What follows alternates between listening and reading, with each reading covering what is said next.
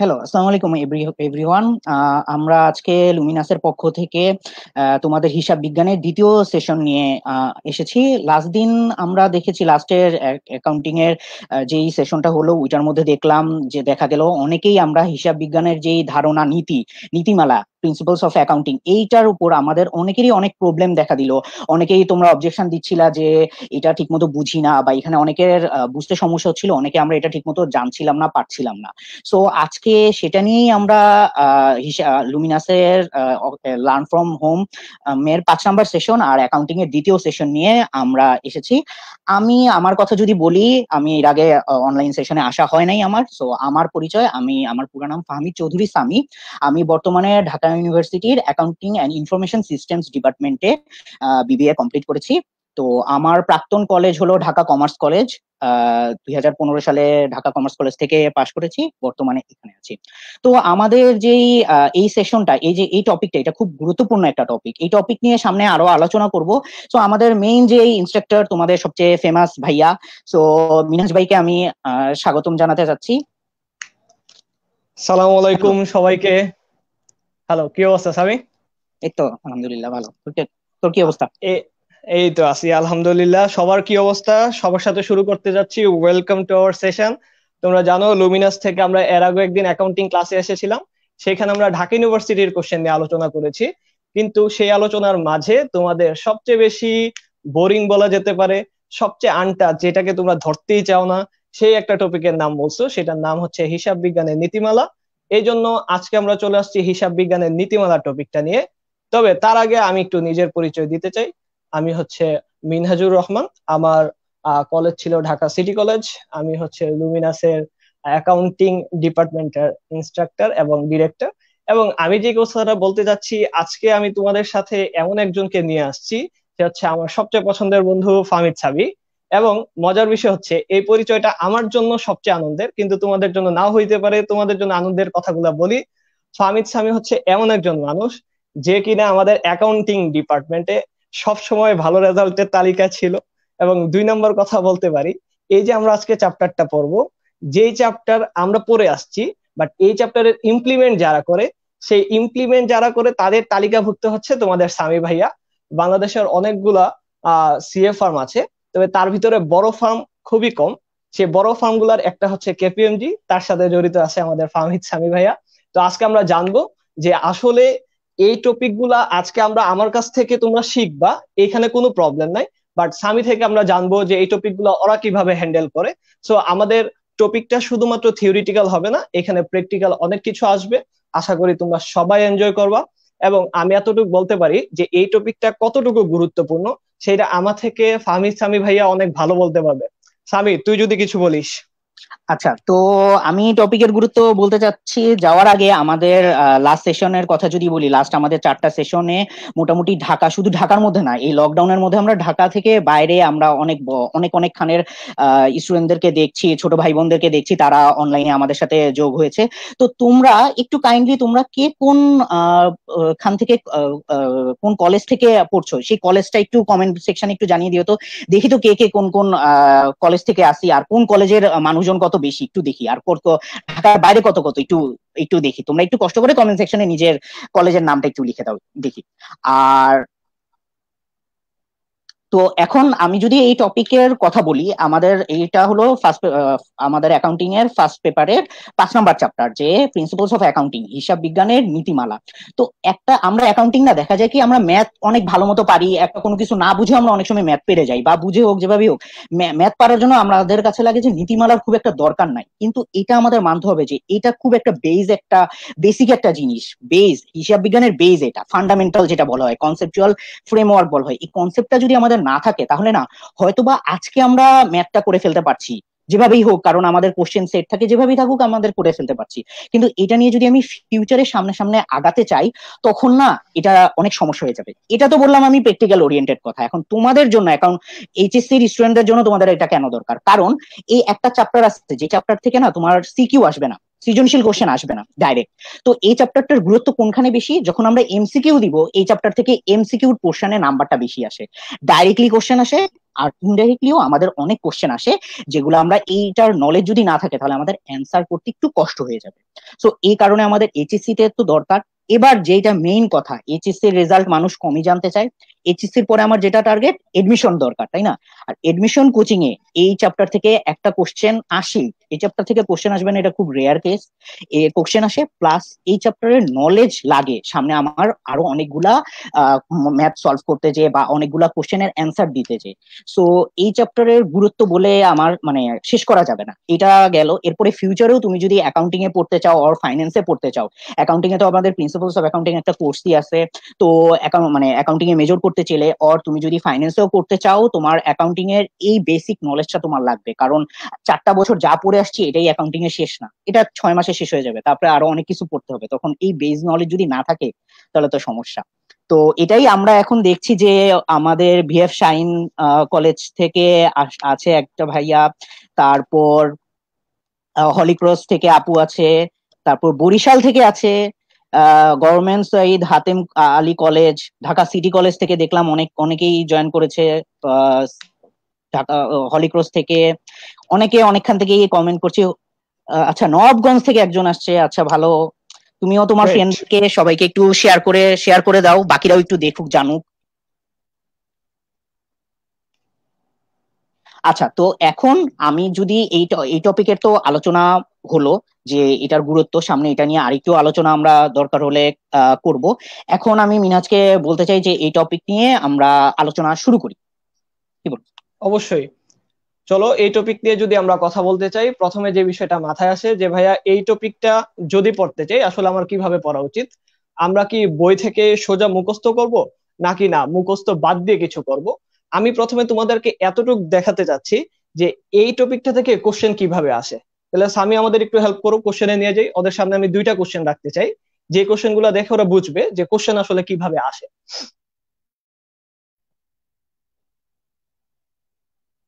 আচ্ছা। আহ এগুলো নিয়ে আমাদের আলোচনা হয়ে গেছে। আগে আমরা বলেছিলাম যে এমসিকিউ আসবে, যদি পারো সেখানে তুমি পাবা 1.25। আর যদি ভুল হয় তাহলে তোমার মাইনাস হবে 0.25। আচ্ছা চলো, এখন আমরা যে কাজটা করব সেটা হচ্ছে তোমাদের সামনে একটা কোশ্চেন নিয়ে আসবো। তোমরা দেখো তো, আমার কাছে মনে হয় আমি এই টপিকটা পড়ানোর আগে আমি দেখতে চাই যে তোমরা এইচএসসি থেকে কে এই টপিকটা পড়ে আসছো। হ্যাঁ, এই কোশ্চেনের উত্তরটা তোমরা ঝটপট কমেন্টে লিখে ফেলো এবং তোমার বন্ধুদের দেখিয়ে দাও যে তুমি লুমিনাসে ক্লাস করার আগে এটা পারতা। ক্লিয়ার? আর যারা পারবা না তাদের জন্য ভাইয়া আছি, অবশ্যই ক্লাসের শেষে আমরা সবাই পারবো। দেখি কমেন্টে, এটা খুব তাড়াতাড়ি অ্যান্সার করবো এবং তার জন্য সময় দেওয়া যায় 10 সেকেন্ড হাইস্ট। এটা সবাই পারা উচিত। এটা আসলে খুব ইজি একটা কোশ্চেন।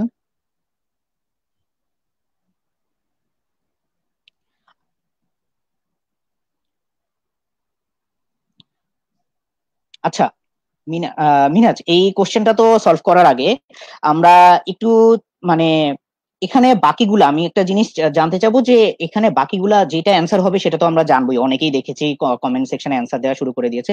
বাকিগুলো কেন অ্যান্সার হবে না সেগুলো নিয়ে একটু আমরা দরকার হলে একটু আলোচনা করব। আচ্ছা, অনেকেই দেখছি যে সি অ্যান্সার দিচ্ছে।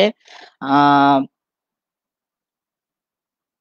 আনাহিতা আফরিন আপু, উনি বলল যে এটা সি হবে। তারপরে বাকিরাও দেখি যে অনেকেই সি। এখন কি এটা কি বাকিদেরটা দেখে দেখে কমেন্টে আমরা সি বলছি?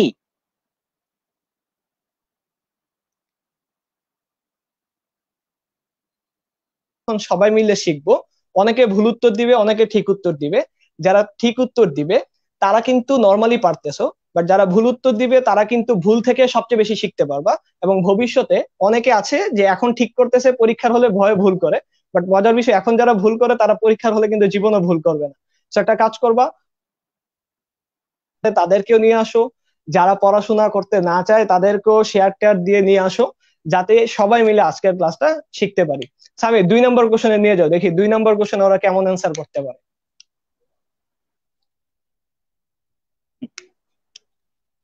মজুত পণ্য মূল্যায়নের জন্য নিম্নের কোন নীতি অনুসরণ করা হয়? আমাদের লাস্ট ক্লাসে এটা নিয়ে ছোটখাটো আলোচনা হয়েছে, সবার পারা উচিত। যদি না পারো তাহলে অবশ্যই মনে রাখতে হবে তোমার লাস্ট ক্লাসটি আবার দেখা উচিত। তাহলে সুন্দর করে সবাই অ্যান্সার করতে থাকো। এটার জন্য আচ্ছা, 5 সেকেন্ড দেওয়া উচিত, এর বেশি দেওয়া উচিত না। সো সামি, একটু দেখো আসলে কি এটা অবস্থা সবার। অনেকেই এটারও অ্যান্সার সি দিচ্ছে। আচ্ছা, একজন বলেছে যে ভাইয়া ক্লিয়ার দেখা যাচ্ছে না। আসলে ভাইয়া এখানে আমাদের এখান থেকে পুরো ফুল স্ক্রিনই করে দেওয়া হয়েছে, তো আপনি একটু কাইন্ডলি আপনার ব্রডব্যান্ড বা আপনি যেভাবে যেই নেটওয়ার্কের থ্রুতে আছেন সেই নেটওয়ার্কটা একটু দরকার হলে অফ করে অন করেন।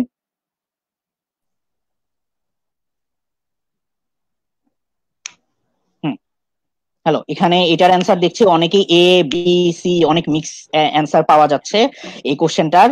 তো মিনহাজ, একটু আমরা যদি এটার অ্যান্সারটা জানতে পারি। অবশ্যই চলে যাও এটার অ্যান্সারে, এবং যারা উত্তর ভুল করেছো তারা আমাদের অবশ্যই আগের ক্লাসটি দেখে নিবে। বাট মজার বিষয়, আজকের ক্লাসেও আমি এই টপিকটা আবার রিপিট করব, কারণ এই টপিকটা খুবই ইম্পর্টেন্ট। এটা যদি আমরা না বুঝি তাহলে আমাদের বিশাল একটা অংশ না বুঝেই পড়াশোনা হয়ে যাবে। সো এই জিনিসটা আমাদের জন্য খুবই ইম্পর্টেন্ট। তাহলে আমরা মুভ অন করি, চলো আজকের টপিকে কি কি থাকে একটু দেখে আসি। আচ্ছা, তো আজকে টপিক। রাইট, আজকের টপিকে আমরা যেটা পড়ছি সেটা হচ্ছে হিসাব বিজ্ঞানের নীতিমালা। আমি যদি খুব সহজ করে তোমাকে বুঝাই, হিসাব বিজ্ঞানে যে লেনদেন গুলা হয় সেগুলো আমাদের লিপিবদ্ধ করতে হবে, এবং আমাদের যে মূল উদ্দেশ্য তথ্য সরবরাহ, সেই তথ্য সরবরাহ করার জন্য আমাদের কিছু নিয়ম নীতি মানতে হবে। এই যে নিয়ম নীতিগুলো আছে সেগুলা কি বলা হচ্ছে হিসাব বিজ্ঞানের নীতিমালা, যেটাকে বর্তমানে বলা হচ্ছে কনসেপচুয়াল ফ্রেমওয়ার্ক। সেটা হচ্ছে আইএফআরএস এর আন্ডারে।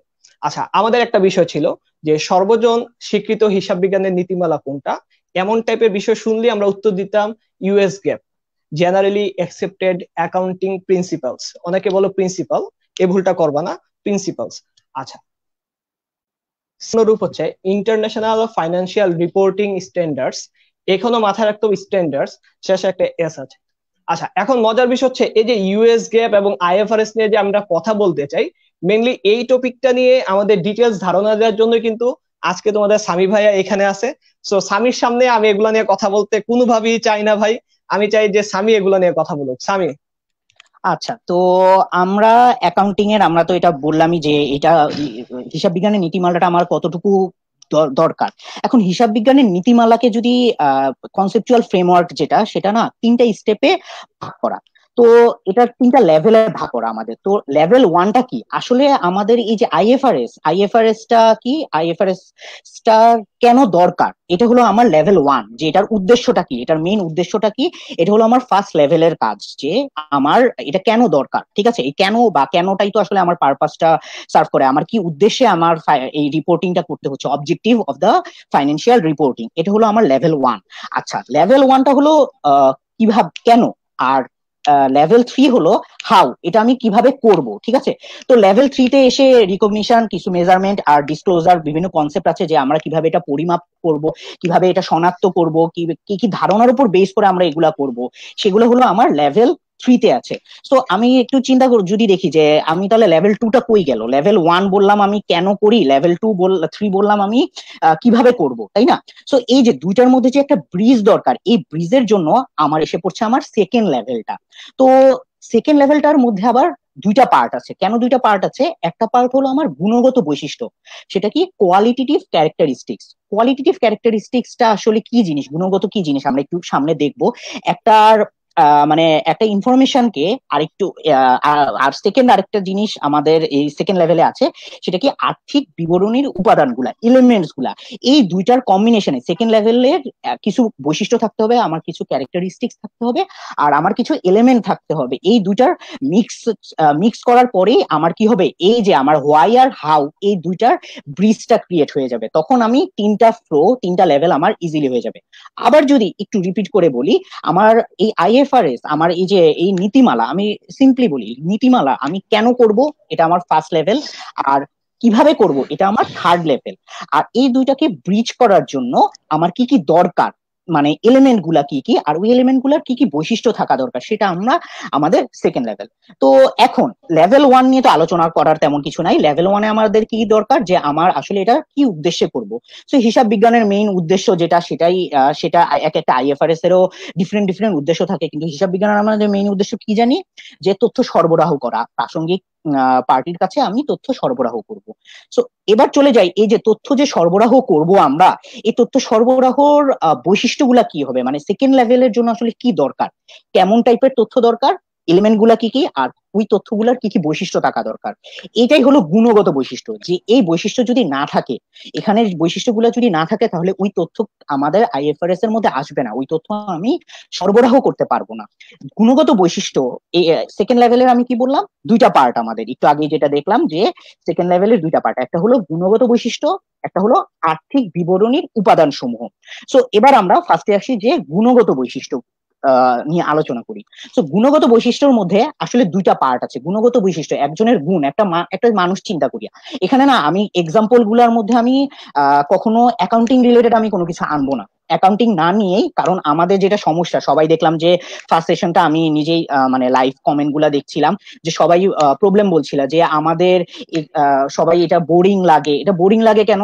কারণ অনেক থিওরিটিক্যাল ব্যাপার স্যাপার, খালি থিওরি পড়ায় এই সেই, আর অ্যাকাউন্টিং এর সাথে খুব একটা বেশি রিলেট করতে পারছো না তোমরা। তো অ্যাকাউন্টিং এর সাথে রিলেট করার দরকার নাই। আমি এটা করব কি, আমরা নিজেরা নিজে মানুষ, এই আমাদের চলার জন্যই বিভিন্ন জিনিস দরকার হয়, আমরা বিভিন্ন অ্যাক্টিভিটি করি, বিভিন্ন গুণ দরকার হয়, ওই গুণগুলোর সাথেই আমি অ্যাকাউন্টিং কে রিলেট করাবো। আমার অ্যাকাউন্টিং এর এটার জন্য আমি এক্সাম্পল দেখবো না।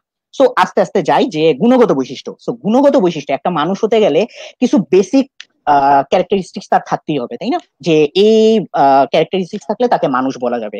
তেমনি এখানেও একটা ইনফরমেশনকে আমি এখানে ইনক্লুড করতে পারবো কখন, যখন আমার এটার মধ্যে মৌলিক গুণাবলী গুলা থাকবে, যেটা ফান্ডামেন্টাল কোয়ালিটিস। সো মৌলিক গুণাবলী গুলার মধ্যে মৌলিক গুণাবলীর আন্ডারে আছে দুইটা পয়েন্ট। একটা কি, রেলেভেন্স। রেলেভেন্স মানে প্রাসঙ্গিকতা।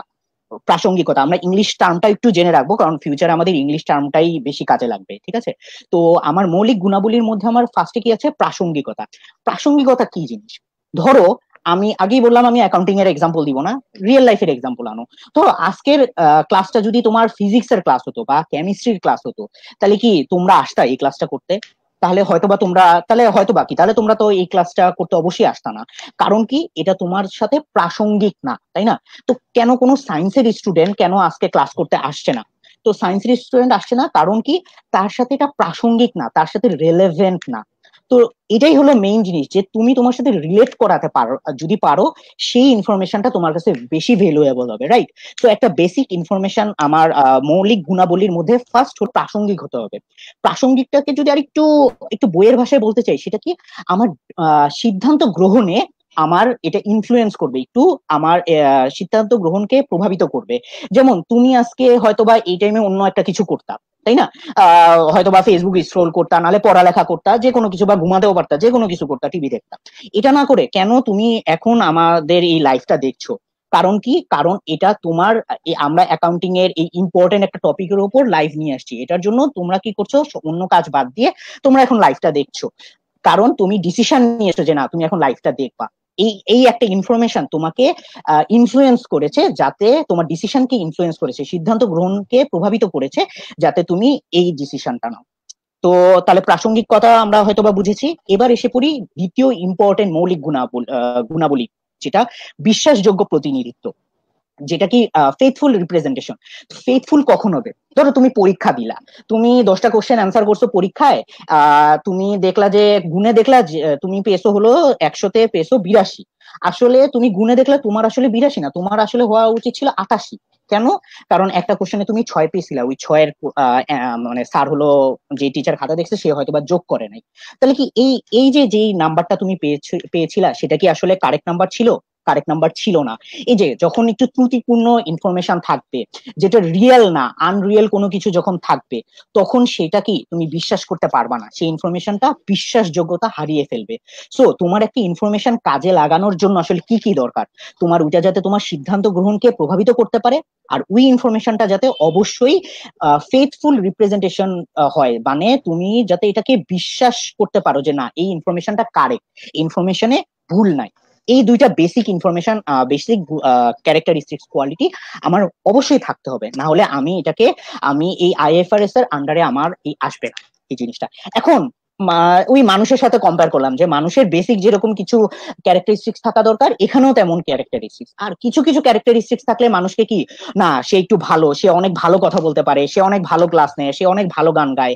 এই যে গান গাওয়াটা কি, সবাই কি ওনাদের গান গাওয়া দরকার? সব মানুষের গান গাওয়া দরকার না। আমরা বাথরুম সিঙ্গার সবাই অনেকেই হতে পারি, সবাই মোটামুটি, কিন্তু আমাদের সবার গান গাওয়া দরকার নাই। এই গান গাওয়াটা কি এক্সট্রা একটা কোয়ালিটি, তাই না? তেমনি এই আরএফআরএস এর সেকেন্ড লেভেলেও কিছু গুণ আছে যেগুলা এক্সট্রা, সেগুলাকে আমাদের বলা হয় এনহ্যান্সিং কোয়ালিটি। এনহ্যান্সিং কোয়ালিটি মানে আকর্ষণ বর্ধক গুণাবলী। যেমন মানুষ যেটা বললাম গান গাওয়া বা আর্ট অনেক ভালো পারে, তো তার কি, তাকে আমরা একটু এক্সট্রা ভাবে দেখি যে না সে আর্ট অনেক ভালো পারে, সে অনেক ভালো ক্লাস নেয়, বা সে অনেক ভালো কথা বলতে পারে, সেইগুলা হলো আমার এনহ্যান্সিং কোয়ালিটি। এখন মৌলিক গুণাবলী কয়টা ছিল আমার? দুইটা। আর এনহ্যান্সিং গুণা কোয়ালিটি বা আকর্ষণ বর্ধক গুণাবলী আছে আমার চারটা। ফার্স্ট হলো তুলনা যোগ্যতা, কম্পারেবিলিটি। ইংলিশ টার্মটা আগেও বললাম, ইংলিশ টার্মটা আমাদের একটু জেনে রাখতে হবে, ইংলিশ টার্মটা আমরা জেনে রাখবো কম্পারেবিলিটি। আর বাংলাটা কি? তুলনা যোগ্যতা। এখন আমার তুলনা যোগ্যতা কেন দরকার, আমি তোমাদের দিয়ে এক্সাম্পলটা দিই। তুমি পরীক্ষা দিলা, অ্যাকাউন্টিং এ একটা পরীক্ষা দিলা, তোমার একটা ফ্রেন্ড হলো ম্যানেজমেন্টের নাম্বার, পরীক্ষা দিল ম্যানেজমেন্টের নাম্বার। এখন আমি কি তোমাদের দুইজনকে যদি কম্পেয়ার করতে যাই, আমি কি একজনের অ্যাকাউন্টিং এর নাম্বার আরেকজনের ম্যানেজমেন্টের নাম্বার, এই দুইটা কি কম্পেয়ার করাটা উচিত হবে? এটা কখনো কি তুলনাযোগ্য হবে? এই তুলনাযোগ্য হবে না। কারণ কি? দুইটার বেস সেম না। একটা থিওরিটিক্যাল কোর্স, একটা ম্যাথমেটিক্যাল কোর্স, আমি দুইটাকে এভাবে কখনোই কম্পেয়ার করতে পারি না। তেমনি আমি যদি কোম্পানির ক্ষেত্রে বলি, কোম্পানিরও যখন ইনফরমেশন গুলা কি হতে হবে? তুলনাযোগ্য হতে হবে। এমন একটা ইনফরমেশন দিল যে ইনফরমেশনটা আমি ওই ইন্ডাস্ট্রির অন্য কোনো কোম্পানির সাথে কম্পেয়ার করতে পারি না, বা ওই কোম্পানিরই বিগত বছরের সাথে কম্পেয়ার করতে পারছি না, তাহলে ওই ইনফরমেশনটা আমার এই এনহ্যান্সিং কোয়ালিটি সম্পন্ন হবে না, বা আকর্ষণ বর্ধক গুণাবলী থাকবে না তার মধ্যে। এই একটা জিনিস। এরপরে আসি আমরা ভেরিফায়াবিলিটি, মানে যাচাই যোগ্যতা। সো আমার যাচাই যোগ্যতা মানেটা কি? যাচাই যোগ্যতা মানে তুমি একটা ইনফরমেশন আমি যদি দেই, একটা কথা বললাম আমি, তো এই কথাটার ইম্প্যাক্ট সবার কাছে, সবাই সেম ভাবে ইনফরমেশনটা নিতে হবে। আমি তোমাকে এমন ভাবে তোমাদের কাছে তোমাকে বললাম, ধরো তুমি বাসা থেকে বের হও, বাসা থেকে বের হয়ে তুমি যদি 10 মিটার দক্ষিণে যাও, তাহলে তুমি একটা ঘোড়ার গাড়ি দেখবা। এখন হয়তোবা একজনের বাসার কাছে আছে, এটা কি সবার বাসার কাছে কি এটা থাকবে? থাকবে না। তাহলে এই একটা ইনফরমেশন যদি আমি দেই, আর এটা যদি সবাই এটাকে সিরিয়াসলি নেয়, তাহলে কি এটা ঠিক হবে? না, এটা ঠিক হবে না, কারণ এটা যাচাই যোগ্যতা নাই এটার মধ্যে। কারণ এক হয়তোবা একজনের জন্য ইনফরমেশনটা কারেক্ট, বাকি কারোর জন্য ইনফরমেশনটা হয়তোবা কারেক্ট না।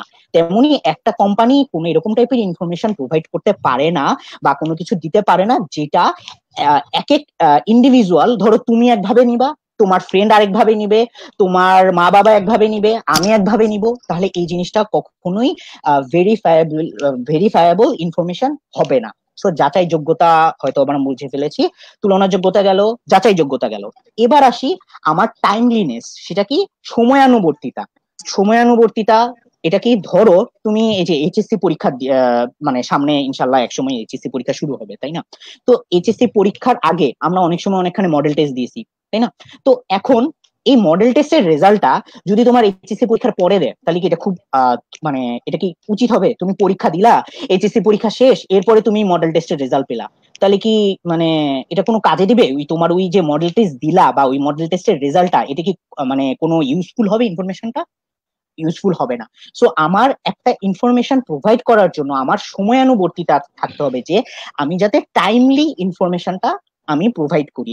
আমার যে ইনফরমেশনটা আজকে প্রোভাইড করা দরকার, সেটা যদি আমি আরো 1 সপ্তাহ পরে প্রোভাইড করি, তাহলে এই ইনফরমেশনটার ভ্যালু থাকবে না, ইভেন ভ্যালু কমে যেতে পারে, ইভেন ভ্যালুও না থাকতে পারে।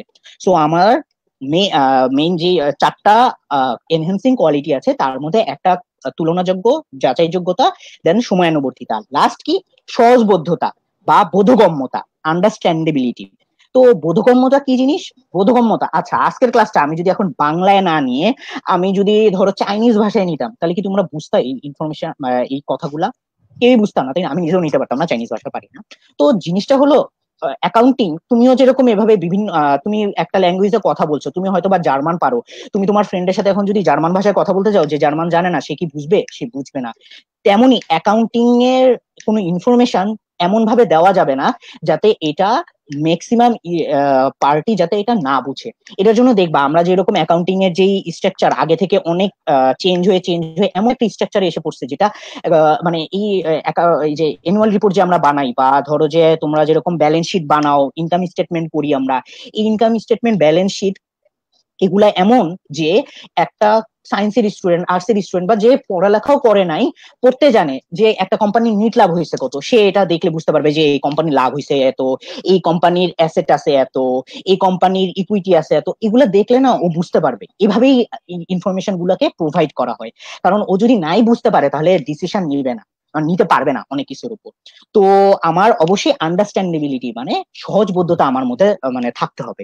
তাহলে এখন যদি আমি একটু সামারি করি, আমরা তো বুঝে গেলাম, কারণ আমি একটু অ্যাকাউন্টিং এর বাইরে থেকে আমি এক্সাম্পল দিতে চেয়েছি, কারণ এরকম গল্প করে করে আমি নিজেও না, আমার মুখস্থবিদ্যা ভালো না, তো আমি নিজেও এরকম এক্সাম্পল গুলা এভাবে মাথায় রাখতে পারতাম না। আমি লাইফের সাথে রিলেট করে করে এক্সাম্পল গুলা মাথায় রাখার চেষ্টা করতাম, যাতে ইজিলি মনে থাকে, নাহলে আমি নিজেও হারিয়ে ফেলতাম। সো তোমরাও যাদের পড়তে সমস্যা হচ্ছে, যাদের বোরিং লাগে, এরকম ভাবে নিজেরা দরকার হলে এক একটা এক্সাম্পল বানাও, বা ফ্রেন্ডদেরকেও বলো এক্সাম্পল বানাতে, একজন আরেকজনের সাথে এভাবে ইনফরমেশন গ্যাদার করো, ইনফরমেশন এক্সচেঞ্জ করো, তাহলে বেটার হবে। সো আমি একটু সামারি করি। আমার গুণগত বৈশিষ্ট্য কোয়ালিটেটিভ ক্যারেক্টারিস্টিক্স এর মধ্যে আমার মেইন দুইটা দরকার। একটা বেসিক কিছু জিনিস, ফান্ডামেন্টাল কোয়ালিটি দরকার, যেটা মৌলিক গুণাবলী। আর সেকেন্ড কি দরকার আমার, এনহ্যান্সিং কোয়ালিটি, যেটা কি আমার আকর্ষণবর্ধক গুণাবলী। মৌলিক গুণাবলীর মধ্যে আমার দুইটা, একটা প্রাসঙ্গিকতা, তারপর বিশ্বাসযোগ্য প্রতিনিধিত্ব, আর আকর্ষণ বর্ধকের মধ্যে কি তুলনাযোগ্যতা, যাচাইযোগ্যতা, সময়ানুবর্তিতা, আর হলো আমার সহজবোধ্যতা। এখন আমাদের এখান থেকে অনেক সময় কোশ্চেন আসতে পারে, মানে এখন যে আসি এক্সামের জন্য আমার কি দরকার, অনেক সময় দেখা যায় কি প্রাসঙ্গিকতা কোন গুণাবলীর মধ্যে, এটা কি মৌলিক গুণাবলী না আকর্ষণ বর্ধক, এরকম টাইপের আমরা অনেক সময় কনফিউশনে পড়ে যাই। সো আমি জাস্ট নিজে মনে রাখার জন্য আমি কিভাবে মনে রাখতাম, আমি যখন এগুলো আমার লাগতো তখন আমি মনে রাখতাম মৌলিক গুণাবলী। ঠিক আছে, মৌলিক গুণাবলী আমি কি প্রাথমিক বিশ্ববিদ্যালয় দিয়ে মনে রাখতাম। প্রাবি, প্রা দিয়ে কি প্রাসঙ্গিক, বি দিয়ে বিশ্বাসযোগ্যতা, প্রাবি প্রাথমিক বিশ্ববিদ্যালয়, এভাবে মনে রাখতাম। এটা জাস্ট এক একজন যেভাবে যেভাবে মনে রাখতে পারো, আমি জাস্ট টেকনিকটা বললাম আর কি, এভাবে মাথায় রাখতে পারো বা যে যেভাবে মাথায় রাখো।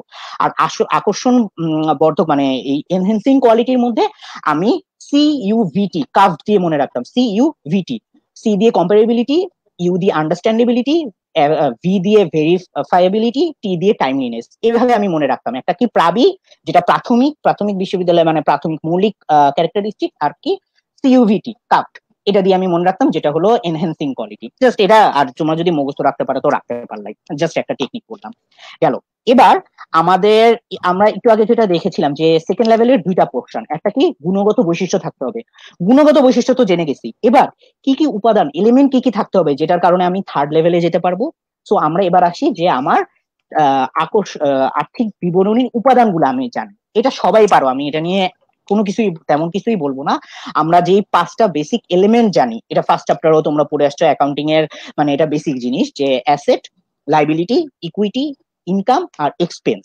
তো এখন এখানে যদি আমি দেখি যে পাঁচটা এলিমেন্ট আছে, রাইট? তো পাঁচটা এলিমেন্টের মধ্যে তিনটা একরকম একটা কালার করেছি, আর দুইটা আলাদা কালার করেছি। কেন? ডিজাইনের জন্য না, এইটার একটা মানে একটা মেসেজ আছে, সেটা কি যে অ্যাসেট, লাইবিলিটি, ইকুইটি, এটা আমরা কই দেখি? এটা আমরা ব্যালেন্স শিটে দেখি, আর্থিক অবস্থার বিবরণীতে দেখি। আর্থিক অবস্থার বিবরণীতে আমাদের অ্যাসেট থাকে, লাইবিলিটি থাকে, ইকুইটি থাকে, রাইট? আর আমার ইনকাম স্টেটমেন্ট, যেটা আমার আয় বিবরণী। সো আয় বিবরণীর মধ্যে আমরা কি দেখি? ইনকাম আর এক্সপেন্স গুলা দেখি। সো এটা জিনিসটা আমরা মাথায় রাখতে হবে যে আমার ব্যালেন্স শিট থেকে আমি এলিমেন্ট গুলোর কোনটা কোনটা পাই, আর হলো ইনকাম স্টেটমেন্ট থেকে কোনটা কোনটা পাই।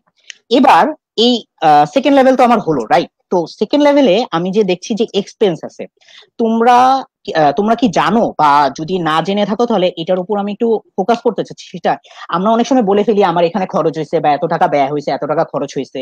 আমরা কমন ইউজ করে ফেলি যে ব্যয় আর খরচ একই করে ফেলি, তাই না? কস্ট বা এক্সপেন্স, এই দুটাকে আমরা সিনোনিমাসলি ইউজ করি, কিন্তু অ্যাকাউন্টিং এর মানে অ্যাকাউন্টিং এর ভাষায় এই দুইটা আলাদা জিনিস। তো এই দুইটা কি জিনিস সেটাই আমরা একটু দেখবো, যে ব্যয় কোনটা ব্যয় আর কোনটা খরচ, পার্থক্যটা কি। তো পার্থক্যটা আমি আগেই বললাম, অ্যাকাউন্টিং এর এক্সাম্পলে আমি পরে যাব, অ্যাকাউন্টিং এর কথা বলবো না। আমি যাই, আজকে অনেক গরম পড়ছে, সো আমার নিজের আইসক্রিম খেতে মন চেয়েছিল। ধরো আমার যদি একটা আইসক্রিমের বক্স কিনতাম, ধরো আইসক্রিমের একটা বক্স কিনলাম আমি 300 টাকা দিয়ে, আইসক্রিমের একটা বক্স কিনলাম, তাহলে এখন আমি আগেই চলে যাব না যে এটা ব্যয় হচ্ছে না খরচ হচ্ছে, ঠিক আছে? এক একটা এলিমেন্ট আমরা দেখবো যে আসলে কোনটা ব্যয় কোনটা খরচ কি, সেটাই দেখবো। আমি ধরো আইসক্রিম কিনে আনলাম, 300 টাকা দিয়ে আইসক্রিম কিনে আনলাম, বাসায় এনে সবাই মিলে 3 ভাগের 1 ভাগ খেয়ে ফেললাম। তাহলে 3 ভাগের 1 ভাগ খেয়ে ফেলছি, কিনছিলাম কত টাকা দিয়ে? 300 টাকা। 3 ভাগের 1 ভাগ কত হয়? 100 টাকা। তাহলে কত, যদি খেয়ে ফেলছি এটার পরিমাণ নির্ণয় করতে হয় কত টাকা? 100 টাকার পরিমাণ, 100 টাকা আমি আইসক্রিম খেয়ে ফেলছি। তাহলে বাকি থাকলো কত? 200 টাকার আইসক্রিম। তাহলে 300 টাকার আইসক্রিম কিনছিলাম, 100 টাকার আইসক্রিম খেয়ে ফেলছি, আর বাকি আছে 200 টাকার আইসক্রিম। আচ্ছা, এবার দেখি আমার কোনটা ব্যয় আর কোনটা এক্সপেন্স। তো আমার ফার্স্টে আমি কিনেছি যে খরচ যে করেছি, এই খরচটা কেন করেছি? ফিউচারে একটা কিছু আমি আইসক্রিমটা খেলে আমার ভাল লাগবে, এই একটা ভালো লাগার জন্য একটা রিজনে আমি এই এই এক্সপেন্স বা কস্ট এটা করেছি। তাহলে এখানে কিনার এই 300 টাকা কি জিনিস? 300 টাকাটা হলো আমার ব্যয়। ভবিষ্যতে ফিউচারে কোনো কিছু বেনিফিট পাওয়া, কোনো সুবিধা গ্রহণের উদ্দেশ্যে আমরা কোনো কিছু যদি ত্যাগ করি, কোনো কিছু যদি স্যাক্রিফাইস করি, সেটাকে আমরা ব্যয় বলা হয়। ঠিক আছে, সেটা কস্ট, সেটা এক্সপেন্স না। এখানে আমি বলবো না যে আমি 300 টাকা এক্সপেন্স ছিল আমার, 300 টাকা কি ছিল? আমার কস্ট ছিল আইসক্রিমের। এই যে 1/3 পার্ট, মানে 3/1 ভাগ যে আমি খেয়ে ফেলেছি, এই খাওয়াটা কি আমি কি যে সুবিধা গ্রহণ করতে যেটা চেয়েছিলাম সেই সুবিধাটা কি গ্রহণ করে ফেলেছি না? যে এই ভালো লাগার জন্য কিনেছিলাম সেই আমি খেয়ে ফেলছি, কোনটা? 100 টাকা আমি খেয়ে ফেলছি। তাহলে এই 100 টাকাটা হলো আমার খরচ। তাহলে আমি যে 300 টাকা কিনেছিলাম, এই 300 টাকাটা কি আমার ব্যয় ছিল। এই 300 টাকার মধ্যে 100 টাকার সুবিধা নিয়ে নিয়েছি আমি, সেটা কি হয়ে গেল? খরচ হয়ে গেল। তাহলে এই যে বাকি যে আছে 200 টাকা, সেই 200 টাকাটা আসলে কি জিনিস? 200 টাকাটা হলো আমার সম্পদ। কারণ এখান থেকে আমি এখনো বেনিফিটটা পাই নাই, আমি এখনো সুবিধাটা পাই নাই। আমি 200 টাকার আইসক্রিম আমি আজকে খাবো না, কালকে খাবো। সো আমি কি জানলাম আপাতত এই আইসক্রিমের এক্সাম্পল থেকে? আসলে কি জানলাম এটার সাথে অ্যাকাউন্টিং এখন রিলেট করাই, যে আমি যদি কোনো একটা কিছু টাকা কোথাও যদি দেই, তাহলে সেটা ইনিশিয়ালি সুবিধা গ্রহণের উদ্দেশ্যে, ফিউচারে সুবিধা গ্রহণ করবো এটার উদ্দেশ্যে যদি আমি কোনোখানে টাকা দিই, সেটা কি হবে? আমার ব্যয় হবে, টোটালটা আমার ব্যয় হবে। সেই ব্যয় থেকে আমি যতটুকু সুবিধা গ্রহণ করে ফেলবো, সেই সুবিধা গ্রহণের পার্টটা হবে আমার খরচ। আর যেই পার্টটার আমি সুবিধা গ্রহণ করা বাকি থাকবে, সেই পার্টটা হবে আমার কি? অ্যাসেট। কারণ এখান থেকে আমি ফিউচারে সুবিধা গ্রহণ করব। যদি একটু সামারি করে আমি একটু ব্যাপারটাকে দেখাতে চাই তোমাদেরকে, তাহলে হয়তোবা ব্যাপারটা এরকম। একটু আমরা যদি স্ক্রিনে দেখি, তাহলে এটা দেখবো যে আমার টোটাল যতটুকু ব্যয় হয়েছে, সেটা থেকে আমি সুবিধা পাওয়ার জন্য আমি এই ব্যয়টা করেছি। তাহলে এখানে টোটালটা ব্যয়, এই ব্যয় যতটুকু সুবিধা পাওয়ার শেষ, সুবিধা পেয়ে গিয়েছি আমরা, মানে ফিউচারের বেনিফিট আমার অলরেডি এক্সপায়ার্ড হয়ে গেছে, তাহলে সেটা কি? আমার খরচ হবে। আর যতটুকু আমার এখনো বাকি আছে সুবিধা পাওয়া, সেটা কি? আমার সম্পদ।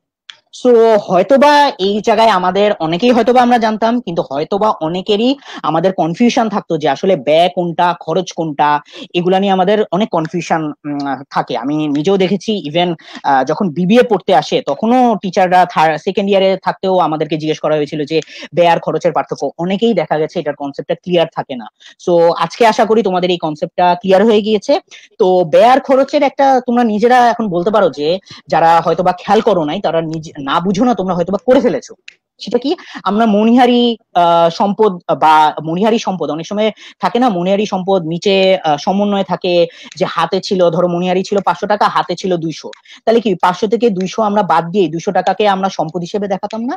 তো এই যে এই জিনিসটা আমরা করে ফেলতাম। আমি ব্যয় করেছিলাম 500 টাকা, তার মধ্যে 200 টাকা আমি কি করে, 200 টাকা আমার হাতে আছে, মানে 200 টাকা আমি ফিউচারে সুবিধা পাবো। এই 200 টাকা আমি কি করে ফেলি? আমি সম্পদে দেখাই, আমি ব্যালেন্স শিটে দেখাই। আর 300 টাকা আমি মনিহারি খরচ হিসেবে আমি ইনকাম স্টেটমেন্টে, আয় বিবরণীতে দেখিয়ে ফেলি। সো এই জিনিসটার কিন্তু আমরা ব্যবহার, এরকম আরো অনেক এক্সাম্পল আছে। সো এগুলো অ্যাকাউন্টিং এর সাথে রিলেটেড। আমি অ্যাকাউন্টিং এর বাইরের এক্সাম্পল দিব ফার্স্টেই বলেছি, তো এভাবেই করে গেলাম। তাহলে এখন যদি আমি সামারি করি, আমি ফার্স্টে আমি মানে কিভাবে, কেন দরকার, ফার্স্ট লেভেল আমার কেন দরকার কনসেপচুয়াল ফ্রেমওয়ার্ক, সেটা আমরা জেনেছি। সেকেন্ড লেভেলে আমার কি কি এলিমেন্ট দরকার, আর ওই এলিমেন্টের কি কি বৈশিষ্ট্য থাকা দরকার, সেটাও দেখেছি। সেটার পাশাপাশি আমরা কি দেখলাম? যে ব্যয় আর খরচের পার্থক্য, এটার সাথে সম্পদের রিলেশনটা, সেটাও আমরা দেখে ফেলেছি। এবার আমাদের থার্ড লেভেল। তো থার্ড লেভেলে আমার যে জিনিসটা ছিল যে আমরা কিভাবে এই জিনিসটা করব। তো কিভাবে করব এই ব্যাপারটা আমি চাচ্ছি মিনহাজ, তুমি যদি একটু বলো, ব্যাপারটা অনেক সবার কাছে অনেক ভালো হবে। আমি অসাধারণ আইসক্রিম দেখে আমার আইসক্রিম খেতে ইচ্ছা করতেছে। যাই হোক, ক্লাসটা শেষ করি, তারপর চেষ্টা করি।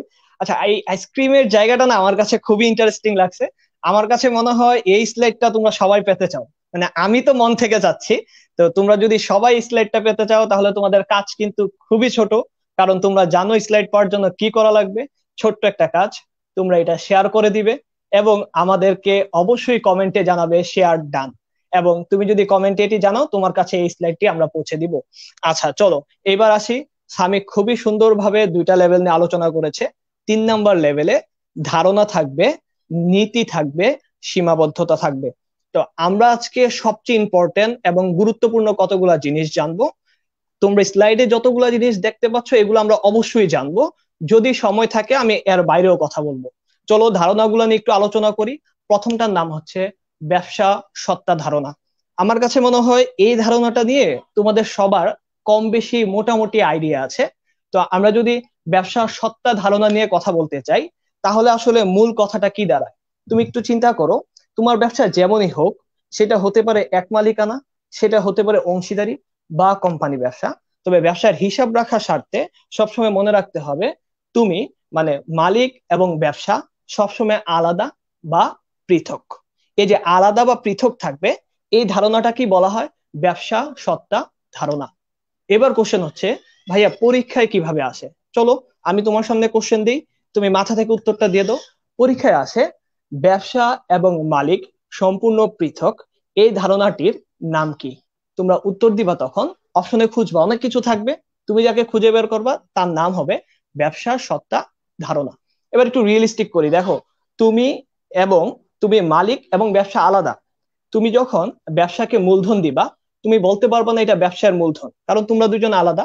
ব্যবসা তোমার মূলধন নিয়ে কাজ করবে, তোমার মূলধন থেকে সে রেভিনিউ করবে, প্রফিট করবে, বাট দিন শেষে কিন্তু ওই মূলধন ব্যবসা খাবে না, অবশ্যই তোমাকে রিটার্ন করতে হবে।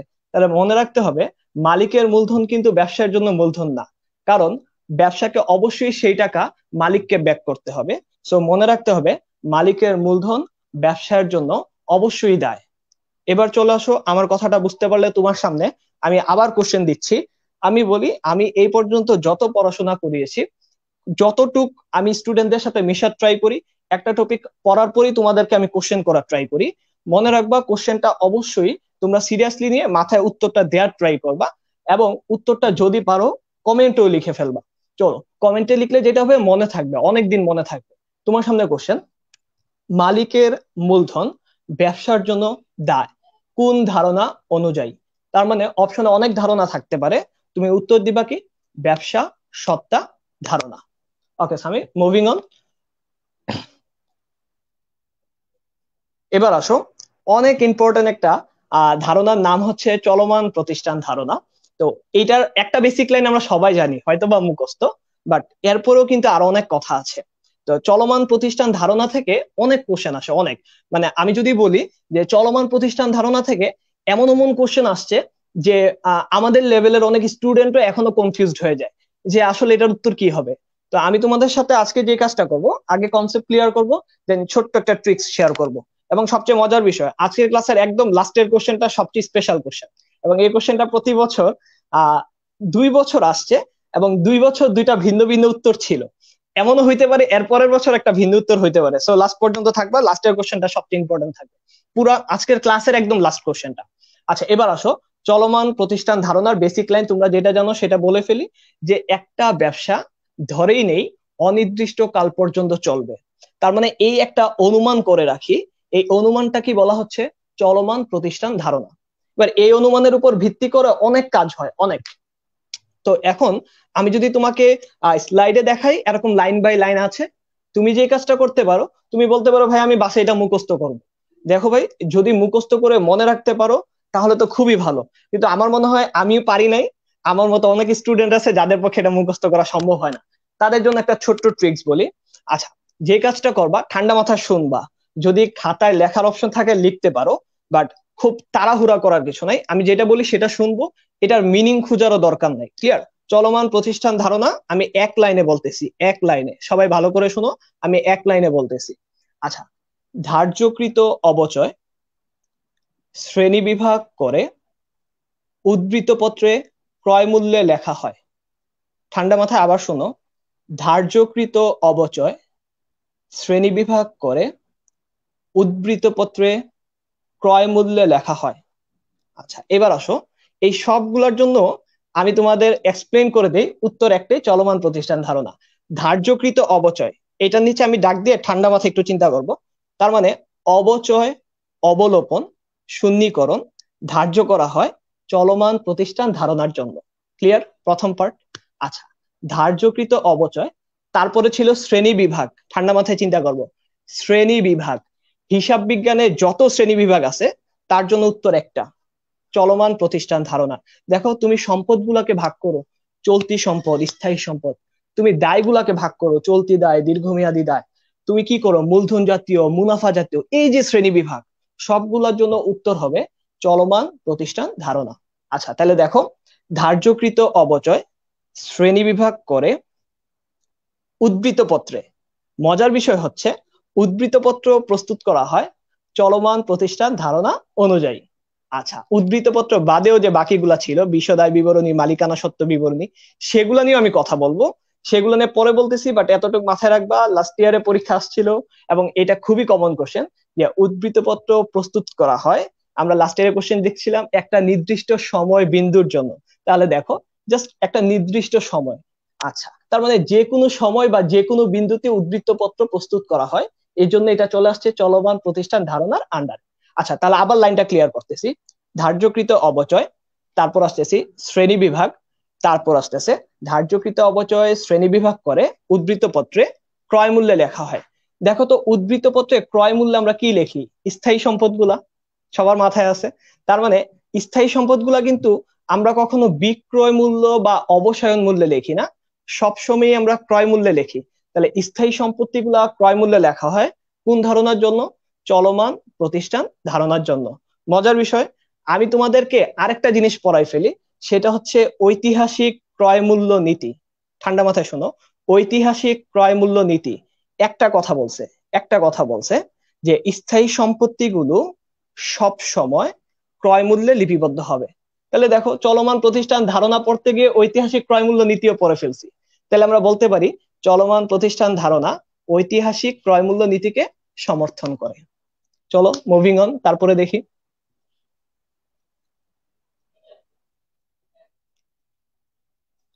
চলে আসি, এইবার আমাদের সামনে যে টপিকটা আছে সেটার নাম হচ্ছে আর্থিক একক ধারণা।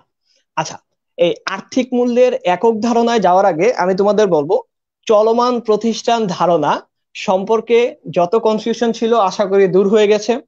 এখন তুমি যদি বলো যে এটা তুমি শুধুমাত্র নিজের মাঝে রাখবা, এটা বন্ধুদের সাথে শেয়ার করবা না, তাহলে কিন্তু বিষয়টা খুবই খারাপ দেখায়। সো এখনই সবাই শেয়ার করে ফেলো। কারণ দেখো, আমিও এই জিনিসটা শিখে যদি আমার মাঝেই রাখতাম, তাহলে কিন্তু এত সুন্দর ট্রিক্সটা সবাই জানতো না। এত কঠিন একটা বিষয় সবার সামনে সহজে নিয়ে আসলাম। তার মানে আমি শিখে তোমাদের সাথে শেয়ার করছি, তুমি শিখে তোমার বন্ধুদের সাথে শেয়ার করবা। আমরা এটাই চাই। চলো, আর্থিক মূল্যের একক ধারণা, একটা কথা বলবো, একটা কথা মনে রাখবা। আর্থিক মূল্যের একক ধারণা হচ্ছে একটা মৌলিক ধারণা। আবার বলতেছি, মৌলিক ধারণা। কারণ হিসাব বিজ্ঞানে তুমি কোন লেনদেন গুলাকে লেখো? যেগুলা আর্থিক মূল্যে পরিমাপ করা যায়। তাহলে দেখো, হিসাব বিজ্ঞানে লিপিবদ্ধ করবো নাকি না, একদম বেসিক কাজ। এই বেসিক কাজটা যে ধারণার মাধ্যমে উঠে আসতেছে তার নাম হচ্ছে আর্থিক মূল্যের একক ধারণা। ক্লিয়ার? তার মানে একটা জিনিস মনে রাখতেছি, আর্থিক মূল্যের একক ধারণার জন্য একটা জিনিস, এটা হচ্ছে একটা মৌলিক ধারণা। এবার আসো হিসাবকাল ধারণা। আমার সবচেয়ে পছন্দের জায়গা হচ্ছে এটা। হিসাবকাল ধারণা থেকে যখন বিষয় আসে না, তখন আমরা একটু চিন্তা করি যে ভাই এটা তো খুবই ব্রড, কিভাবে মনে রাখবো? আচ্ছা চলো, এটাকে আমি আবার ছোট করতেছি। চলমান প্রতিষ্ঠান ধারণা কিন্তু অনেক ব্রড ছিল, ছোট করছি। হিসাবকাল ধারণাকেও সেম ভাবে ছোট করবো। চলো, হিসাবকাল ধারণা, আমরা সবাই মনে করি হিসাবকাল মানে 1 বছর, এর বাইরে তো কোনো প্রশ্নই আসে না। বাট এই জিনিসগুলোকে একটু ঠিক করতে হবে। হিসাবকাল হচ্ছে একটা নির্দিষ্ট সময়, সেটা স্বাভাবিকভাবে 1 বছর হয়, বাট এটা 3 মাসও হইতে পারে, এটা 6 মাসও হইতে পারে, এটা 5 বছরও হইতে পারে। সো হিসাবকাল 1 বছর, এই ধারণা থেকে আমরা বের হয়ে আসলাম। আমরা জানলাম হিসাবকাল হচ্ছে একটা নির্দিষ্ট সময়। এবার মনে রাখবো, হিসাবকাল ধারণার আন্ডারে কে আছে? সহজ কথা, তোমার নির্দিষ্ট সময় শেষে যে কাজগুলা করো তার জন্য উত্তর হবে হিসাবকাল ধারণা। তাহলে চলো তো, হিসাবকাল শেষে আমরা কি কি করি? আমরা সবাই জানি, আমরা যখন বিশদায় বিবরণী লিখি, আমরা কি লিখি? 31শে ডিসেম্বর 2020 সমাপ্ত বছরের জন্য। তাহলে আমরা লিখতেছি, এটা আমরা প্রস্তুত করতেছি হিসাবকাল শেষে। তার মানে আমি বলছিলাম হিসাবকাল শেষে তুমি যা করবা তার জন্য উত্তর একটা, সেটা হচ্ছে হিসাবকাল ধারণা। তাহলে আসো, আমি যদি তোমাকে কোশ্চেন করি, বিশদায় বিবরণী প্রস্তুত করা হয় কোন ধারণা? উত্তর দিবা হিসাবকাল ধারণা। আচ্ছা, এবার আসো, মালিকানা সত্ত্ব বিবরণী, এটার ক্ষেত্রেও সেম, উত্তর হবে কি? হিসাবকাল ধারণা, কারণ এটাও তুমি হিসাবকাল শেষে প্রস্তুত করো। মজার বিষয়, নগদ প্রবাহ বিবরণী, এটার উপরেও ওইভাবে লিখো 31শে ডিসেম্বর 2020 সমাপ্ত বছরের জন্য। তার মানে নগদ প্রবাহ বিবরণী আমরা হিসাবকাল শেষে প্রস্তুত করি, উত্তর হবে কি হিসাবকাল ধারণা। আসো, সমাপনী দাখিলা কখন দাও, হিসাবকালের শুরুতে না শেষে? নাম শুনে বুঝতেছি হিসাবকালের শেষে, তার মানে সুন্দর করে উত্তর দিয়ে দিব হিসাবকাল ধারণা। চলে আসো, সমন্বয় দাখিলা কখন সমন্বয় করো, হিসাবকালের শুরুতে, হিসাবকালের মাঝখানে? কখনোই না। তুমি সমন্বয় দাখিলা দাও হিসাবকালের শেষে, তার মানে সমন্বয় দাখিলার জন্য উত্তর হবে হিসাবকাল ধারণা। দেখো ভাই, খুবই সহজ, আমি বলছি মুখস্থ করার দরকার নাই। তোমার বেসিক ক্লিয়ার থাকলে তুমি অপশন দেখে এইভাবেই বুঝতে পারবা উত্তর কি হবে। যেমন আমি যখন দেখবো হিসাবকাল ধারণার জন্য কি কি টপিক আসতে পারে, একটা লাইন বলছি, হিসাবকাল শেষ, জাস্ট এতটুকু মনে রাখবা। হিসাবকাল শেষে কি কি করি, বিশদায় বিবরণী করি। হিসাবকাল শেষে কি করি, মালিকানা সত্ত্ব বিবরণী করি। হিসাবকাল শেষে কি করি, নগদ প্রবাহ বিবরণী করি। হিসাবকাল শেষে কি করি, সমাপনী দাখিলা দেই। হিসাবকাল শেষে কি করি, সমন্বয় দাখিলা দেই। আচ্ছা, সো আমার কাছে মনে হয় একদম এই হাতের 5টা আঙ্গুলের মতো সহজ একটা জিনিস, এটাতে তোমরা কখনোই ভুল করবা না। মুভিং অন, তারপরের টপিক আমরা চলে যাই। তারপরের টপিক আমাদের জন্য দেখি কি নিয়ে আচ্ছা, আসছে। পরের টপিকে যাওয়ার আগে আমরা এখানে দেখেছি অনেকেই কমেন্ট করছে যে ভাইয়া, এই যে সাদিয়া ইসলাম আপু কমেন্ট করেছে যে এডমিশনের ক্লাস গুলো জুমে করতে চাচ্ছি। সো তুমি যদি একটু জুম নিয়ে কথা বলতা, কারণ আমরা জুম নিয়েও আমাদের প্রোগ্রাম শুরু হয়েছে, সো এটা নিয়ে যদি একটু কথা বলতা তাহলে ভালো হতো। রাইট, জুম নিয়ে যদি কথা বলতেই হয়, আমরা আসলে যেটা করতেছি, আমরা আসলে সবার কথাই চিন্তা করি। যেমনটা চিন্তা করতেছি তোমাদের কথা, আমাদের এটা হচ্ছে একটা ওপেন প্ল্যাটফর্ম সবার জন্য। তুমি লুমিনাসের সাথে তোমার কোনো সম্পর্কের দরকার নাই, তুমি আমাদেরকে চিনোও না, বাট এই প্ল্যাটফর্মে থাকলে তোমার বেনিফিট হবে। আমরা তোমাদের জন্য উইকে 2 দিন ক্লাস দিচ্ছি। এখন লুমিনাসে অনেক স্টুডেন্ট আছে যারা অলরেডি এডমিটেড, তো তোমাদের জন্য 2 দিন ক্লাস নিচ্ছি। তো ওদের জন্য যদি কিছু না করি ওরা মন খারাপ করবে, খুবই স্বাভাবিক। তো ওদের জন্য আমাদের আরেকটা বড় হিউজ প্ল্যাটফর্ম আছে, সেটা হচ্ছে জুম অ্যাপের মাধ্যমে ক্লাস। ওইখানে আমরা সপ্তাহে 3 দিন ক্লাস নিচ্ছি, এবং ওইখানে আমরা আরো টপিক গুলা ডিটেলস আলোচনা করতেছি। লাইভের পাশাপাশি যদি অতিরিক্ত প্রবলেম থাকে, কনসাল্টিং থাকে, এইচএসসি প্রবলেম থাকে, অনেক টপিক নিয়ে অনেকের কোশ্চেন থাকে, তো আমরা 24 আওয়ার্স ওদের বিভিন্ন প্রবলেম শুনি, একটা নির্দিষ্ট সময়ে উইকে 3 দিন ওদের সাথে সেগুলো নিয়ে আবার আলোচনা করি। তো জুমের যে ক্লাসগুলা হয় সেটা আমাদের লুমিনাসের এডমিটেড স্টুডেন্টসদের জন্য, এবং লুমিনাসে যারা এডমিশন নিতে চাও তাদের জন্য আমি বলতে পারি যে বর্তমানে এমন একটা অবস্থায় আছি আমরা সবাই, আমরা আসলে যদি চিন্তা করি যে আমরা বাইরে গিয়ে এখনই ক্লাস করব, সেটা হচ্ছে না। বাট ইনশাল্লাহ আমাদের এই অবস্থা খুবই তাড়াতাড়ি ঠিক হয়ে যাবে। তো তখন কিন্তু পরীক্ষা থেকে শুরু করে সবকিছু খুব দ্রুত হবে। সো আমাদের প্রিপারেশনটা কিন্তু এখনই নেওয়া উচিত। তো কোচিং এ যদি ভর্তি হতে চাই, কোচিং এর একটা ফি থাকে, তো ওই টোটাল ফিটা আমরা নিচ্ছি না। আমরা হচ্ছে যেটা করতেছি, জুমে যারা আমাদের সাথে এড হতে যাচ্ছে তাদের কাছ থেকে আমরা একটা পার্শিয়াল অ্যামাউন্ট নিচ্ছি, সেটা হচ্ছে 2,000 টাকা কমপক্ষে। এবং সে এই 2,000 টাকার মাধ্যমে জুমে আমাদের সাথে যুক্ত হয়ে যাবে, এবং আমাদের অনলাইন ক্লাসগুলো জুমে করবে। লাইভ ক্লাস তো সবার জন্য থাকতেছি, এবং ইনশাল্লাহ খুবই দ্রুত যখন এই অবস্থা ঠিক হয়ে যাবে, তখন সে আমাদের বাকি যে আমাদের যে টাকাটা থাকবে সেটা পরিশোধ করে আমাদের মেইন ক্লাসগুলোতে, কোচিং এর ক্লাসগুলোতে অংশগ্রহণ করতে পারবে। এবং জুম ক্লাসের ক্ষেত্রে একটা কথা বলি, যে জুম ক্লাসে যে জিনিসটা হচ্ছে সেখানে আমরা সব কন্টেন্ট দিয়ে দিচ্ছি। তোমাদের যেমন স্লাইড দিচ্ছি, জুম ক্লাসে যখন আমরা পরীক্ষা নেই পরীক্ষার প্রশ্ন দিয়ে দিচ্ছি, যখন ক্লাস নেই ক্লাসের লেকচার দিয়ে দিচ্ছি, এবং ওদের যে প্রবলেম থাকে সেগুলো সুন্দর করে স্লাইড বানিয়ে ওদের সামনে আবার উপস্থাপন করতেছি। সো যারা ইন্টারেস্টেড তারা অবশ্যই আমাদের সাথে কথা বলতে পারো, কারণ যে জিনিসটা ইম্পর্টেন্ট সেটা হচ্ছে সবকিছু সীমিত আকারে খুলে দেওয়া হচ্ছে। তো খুবই দ্রুত সবকিছু আহ ঠিক হয়ে যাবে সেটি। তো তুমি কিন্তু সীমিত আকারে তোমার প্রিপারেশন নেওয়া শুরু করতে পারো। যদি এখনো তুমি সীমিত আকারে প্রিপারেশন না নাও তাহলে কিন্তু তুমি ভুল করতেছো, কারণ আমরা সবাই কিন্তু অলরেডি অনেক সামনে চলে আসছি। আমাদের জুমে অলরেডি 7টা ব্যাচ হয়ে গেছে, 8 নম্বর ব্যাচে ভর্তি চলছে। ওকে সামির, তারপরে?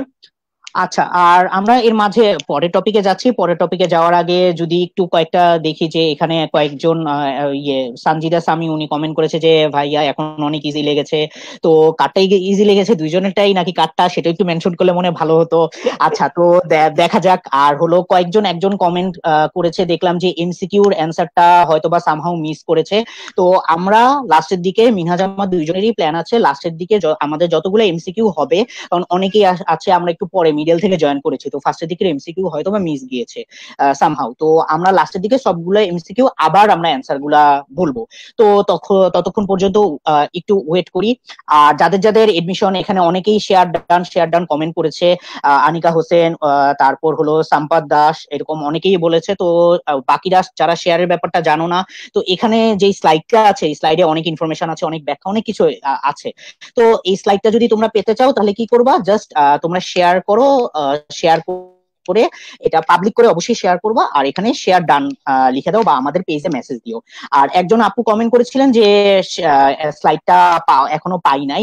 তো আপু আসলে আমরা তো এখন লাইভে আছি আপাতত, তো শেষ হওয়ার পরে আমরা যারা যারা এখানে কমেন্ট করেছে, যারা মেসেজ দেয়, তাদেরকে আমরা এটা পৌঁছে দিব। তো এখন আমরা সামনের টপিকে মিরাজ। রাইট। এখন আমরা যে টপিকটা পড়বো সেটা হচ্ছে বকেয়া ধারণা। এটা হচ্ছে একটা সুন্দর বিষয় যেটা কিনা ইউএস গ্যাপে কাইন্ড অফ মানে ছিল না, আইএফআরএস নতুন করে নিয়ে আসছে। বাট মজার বিষয়, এই বকেয়া ধারণা পড়লে ইউএস গ্যাপের দুইটা টপিক আবার কভার হয়ে যাবে। সো এরকম আলাদা আলাদা করে পড়ার কিছু নাই, দুইটা আসলে সেম। তুমি যদি আইএফআরএস ভালো করে পড়ো তাহলে গ্যাপ নিয়ে তোমার খুব বেশি চিন্তা করতে হবে না। যেমন বকেয়া ধারণা কি বলছে, বকেয়া ধারণার মূল কথা ছিল যে আমরা আয়গুলাকে আর ব্যয়গুলাকে কখন স্বীকৃতি দিব বা কখন লিপিবদ্ধ করব। দেখো, আয়গুলাকে তোমরা তখনই লিখবে, আমি আবার বলতেছি, আয়গুলাকে তোমরা তখনই লিখবে যখন সেটি অর্জিত হবে, যখন সেটি অর্জিত হবে। এখন তোমার প্রশ্ন হতে পারে, ভাই অর্জিত হয় কখন? সহজ বিষয়, যখন তুমি বিক্রয় করবে তখনই অর্জিত হবে। চলো এক্সাম্পল দেই। জানুয়ারির 1 তারিখে আমি এই কলমটি বিক্রয় করেছি। ক্লিয়ার? আচ্ছা, কিন্তু তুমি কি করলে? তুমি আমাকে টাকা দিলে জানুয়ারির 5 তারিখ। এবার বলো যে আয়টা কখন অর্জিত হয়েছে, 5 তারিখ না 1 তারিখ? আমার কথা মনে আছে, বিক্রি করছি কবে? 1 তারিখ। তার মানে অবশ্যই 1 তারিখই আমাদের কি হবে? অর্জিত হয়ে যাবে। তার মানে 1 তারিখে আমার আয় নামে লিখতে হবে। আর 5 তারিখে কিন্তু অর্জিত হয় নাই, 5 তারিখে নগদ টাকা প্রাপ্তি হয়েছে। তাহলে আমি দুইটা জিনিস আবার বলি। 1 তারিখে বিক্রি করেছি, অর্জিত হয়েছে। 5 তারিখে টাকা পেয়েছি, তার মানে প্রাপ্তি হয়েছে। তো এই জিনিসটা মাথায় রাখবো, অর্জিত হওয়ার সাথে সাথে আয়কে লিখতে হবে। এবার আসো ব্যয় নিয়ে কথা বলি। ব্যয়গুলা কখন আমরা লিপিবদ্ধ করব বা স্বীকৃতি দিব? ব্যয়গুলা যখন সংঘটিত হবে ঠিক তখনই ব্যয় নামে স্বীকৃতি দিতে হবে। যেমন তোমার জন্য চিন্তা করো, তুমি 1 তারিখে কলমটি ক্রয় করেছো, 5 তারিখে নগদ টাকা প্রদান করেছো, বাট সংঘটিত হয়েছে কবে? 1 তারিখ। প্রদান করেছো কবে? 5 তারিখ।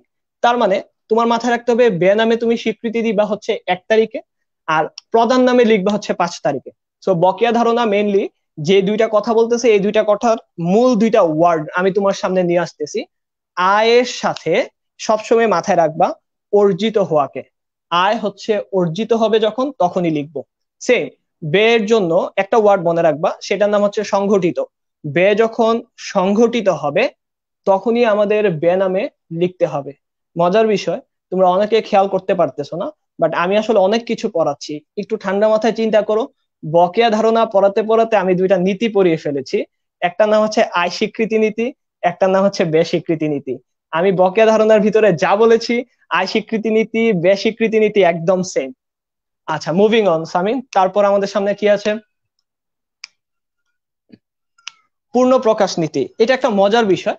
পূর্ণ প্রকাশ নীতি যখন কোশ্চেন আসে, তুমি নাম থেকে বুঝতে পারবা আমরা একটু প্রকাশ বেশি করব। যে ইনফরমেশন গুলা আমার অভ্যন্তরীণ এবং বাহ্যিক পক্ষকে আমরা দেই, এগুলা আমরা একটু বেশি প্রকাশ করব। কিন্তু অবশ্যই সেগুলা কি হতে হবে? সেগুলা ওই তথ্যগুলার যে আমরা বৈশিষ্ট্য পড়ে আসছিলাম, যে আমাদের প্রাথমিক বৈশিষ্ট্য আছে, আমাদের আকর্ষণ বর্ধক বৈশিষ্ট্য আছে, ওই বৈশিষ্ট্যের ভিতরে পড়তে হবে। যেমন আমি তোমাকে একটা এক্সাম্পল দিই। তোমরা সবাই জানো আমরা অনেক সময় নোট দিয়ে থাকি বা টিকা দিয়ে থাকি, টিকায় আসলে আমরা কি দেই, এই ইনফরমেশনটা কেন দিলাম, এই ইনফরমেশনটা দিলাম, এই ইনফরমেশনটা হচ্ছে একটা অতিরিক্ত তথ্য যাতে সবাই বুঝতে পারে। তুমি চিন্তা করো, টিকার ভিতরে তুমি লিখে দিছো সম্ভাব্য দায়, যেটা এই হিসাবকালের সাথে নাই, ভবিষ্যতে হতেও পারে। তার মানে এই ইনফরমেশনটা তুমি অতিরিক্ত দিলা। তার মানে পরীক্ষায় যদি আসে যে সম্ভাব্য দায় প্রকাশ করা হয় বা লিপিবদ্ধ করা হয় বা লেখা হয় টিকায় কোন নীতির কারণে, উত্তর দিবা পূর্ণ প্রকাশ নীতি। এবার আমি আবার একটা ট্রিক্স বলি, সহজ, শুধু একটা জিনিস মাথায় রাখবা, টিকা বা নোটে যা যা লেখা হয় তার জন্য উত্তর একটা, পূর্ণ প্রকাশ নীতি। টিকা বা নোটে কি কি লিখি, দেখো সম্ভাব্য দায় লিখি, অবচয় কোন পদ্ধতিতে ধরছো, এটা তো না বললেও পারতা, তাও বলে দিছো যে ভাই আমি অবচয় সরলরৈখিকে ধরি নাই, ক্রমরসমণে ধরছি। এই যে একটা অতিরিক্ত ইনফরমেশন দিলা, এটার জন্য উত্তর হবে কি, পূর্ণ প্রকাশ নীতি। সো এই জিনিসগুলা মাথায় রাখলে আমার কাছে মনে হয় যে তোমাদের পূর্ণ প্রকাশ নীতি নিয়ে কোনো ধরনের কনফিউশন থাকবে না। আচ্ছা সামি, মুভিং অন, তারপর পূর্ণ প্রকাশ নীতির পর আমাদের সামনে আর কি আছে? এমসিকিউ আমাদের সেকশন। আপাতত এমসিকিউ সেকশন জি। এমসিকিউ সেকশনে যাওয়ার আগে আমি ওদেরকে কথা দিয়েছিলাম যে আমি আরেকটা জিনিস শেয়ার করব, এবং ওই জিনিসটা শেয়ার করার সময় ঠান্ডা মাথায় সবাই চিন্তা করবা।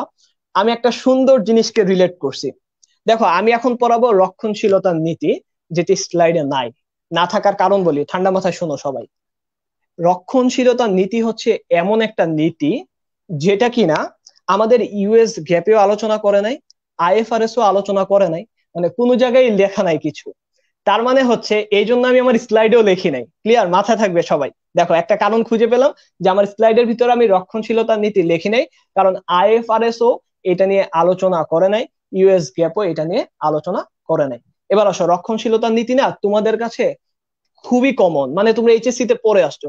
রক্ষণশীলতা নীতির মূল কথা হচ্ছে কি ভাই, আমি একটু নিজেকে সেফ রাখবো। দেখো কোনো জায়গায় আলোচনা না হওয়ার পরও এটা না অনেক বছর ধরে প্র্যাকটিস হয়ে আসতেছে। তার মানে কেন প্র্যাকটিস হইতেছে, এটা কি বিজনেসের জন্য ক্ষতিকর কিছু? ক্ষতিকর কিছু হলে তো আমরা অ্যাভয়েড করতাম। তার মানে এটা না বিজনেসকে বেনিফিট দিয়ে দেখি বিজনেস এটাকে খুব সুন্দর করে গ্রহণ করেছে। দেখো আলোচনা না হওয়ার পরেও খুব সুন্দরভাবে এটা আমাদের সামনে থাকতেছে। তার মানে রক্ষণশীলতার নীতি বিজনেসকে সেভ করতেছে কিভাবে? দুইটা জিনিস মাথায় রাখবা। রক্ষণশীলতার নীতি সবসময় যে কাজটা করে, সম্পদকে, আমি আবারও বলতেছি, সম্পদকে এবং আয়কে কম দেখানোর ব্যবস্থা করে। কম দেখানোর ব্যবস্থা করে, এমন না যে জোর করে কমাই দিতেছে, লিগালি কোনো না কোনো একটা মানে প্রসেস খুঁজে পায়, খুঁজে পেয়ে সম্পদকে কম দেখাচ্ছে। যেমন তুমি নিজের অজান্তে এই কাজগুলো এইচএসসি তেই করতেছো। দেখো যখন তোমার সামনে সমাপনী মজুত পণ্য থাকে, ঠান্ডা মাথায় চিন্তা করো, সম্পদ সমাপনী মজুত পণ্য থাকে, ক্রয় মূল্য বাজার মূল্য দেয়া থাকে, তুমি কোনটা লিখো? সবসময় যেটা কম সেটা লিখো। তার মানে সমাপনী মজুত পণ্য, সমাপনী মজুত পণ্য, আমি আবার বলতেছি, ক্রয় মূল্য এবং বাজার মূল্যের মাঝে যেটি কম সেটি লিখতেছি। তার জন্য উত্তর হবে রক্ষণশীলতার নীতি। সেম তুমি যখন দেনাদার নিয়ে কাজ করো, তখন তুমি কি করো? তুমি দেনাদারকে মোট অ্যামাউন্ট দেখাও না, তুমি নিট দেনাদারকে দেখাও। এই যে নিট দেনাদারকে দেখাচ্ছ, নিট দেনাদার কি মোট দেনাদার থেকে বেড়ে যায়? না। আমরা দেখি সেখানে আমাদের কি থাকে, নতুন কুঋণ সঞ্চিতি থাকে, যেটাকে আমরা মাইনাস করি, মাইনাস করে একটা নিট মূল্য বের করি। তাহলে দেখো এই যে নিট মূল্য বের করলাম, এর কারণে কি হচ্ছে, দেনাদারের ব্যালেন্স কমে যাচ্ছে। তার মানে আমরা বলতে পারি যে আমাদের নিট দেনাদারও প্রকাশ করা হচ্ছে কোন নীতির কারণে? রক্ষণশীলতা নীতির কারণে। এবার লাস্ট ক্লাসের আরেকটা মজার কোশ্চেন ছিল, যেটা অনেকে ভুল করেছো, আজকে ভুল করা যাবে না কোনোভাবে। যদি মুদ্রাস্ফীতি থাকে তখন আমরা ফিফো ইউজ করবো না লিফো? আচ্ছা, যারা লাস্ট ক্লাস করছো সবাই জানো আমরা উত্তর দিয়েছিলাম লিফো। লিফো ইউজ করলে কি বেনিফিট হয়? তখন আমাদের মজুত পণ্যের মূল্য কম থাকে। সো এটা নিয়ে যদি কারো কোনো কনফিউশন থাকে, আমাদের লাস্ট ক্লাসটা তোমরা অবশ্যই একবার সুন্দর করে দেখতে পারো। আমাদের লাস্ট ক্লাসটা আমাদের ফেসবুকের পেজে আছে, আমাদের গ্রুপে শেয়ার করা আছে, এবং সবচেয়ে বড় কথা হচ্ছে আমাদের ইউটিউব চ্যানেলও আছে, লুমিনাস এডুকেশন নামে। সো আমাদের ইউটিউব চ্যানেলে কিন্তু তুমি সবগুলা ক্লাস পাবে এক ঝলকে।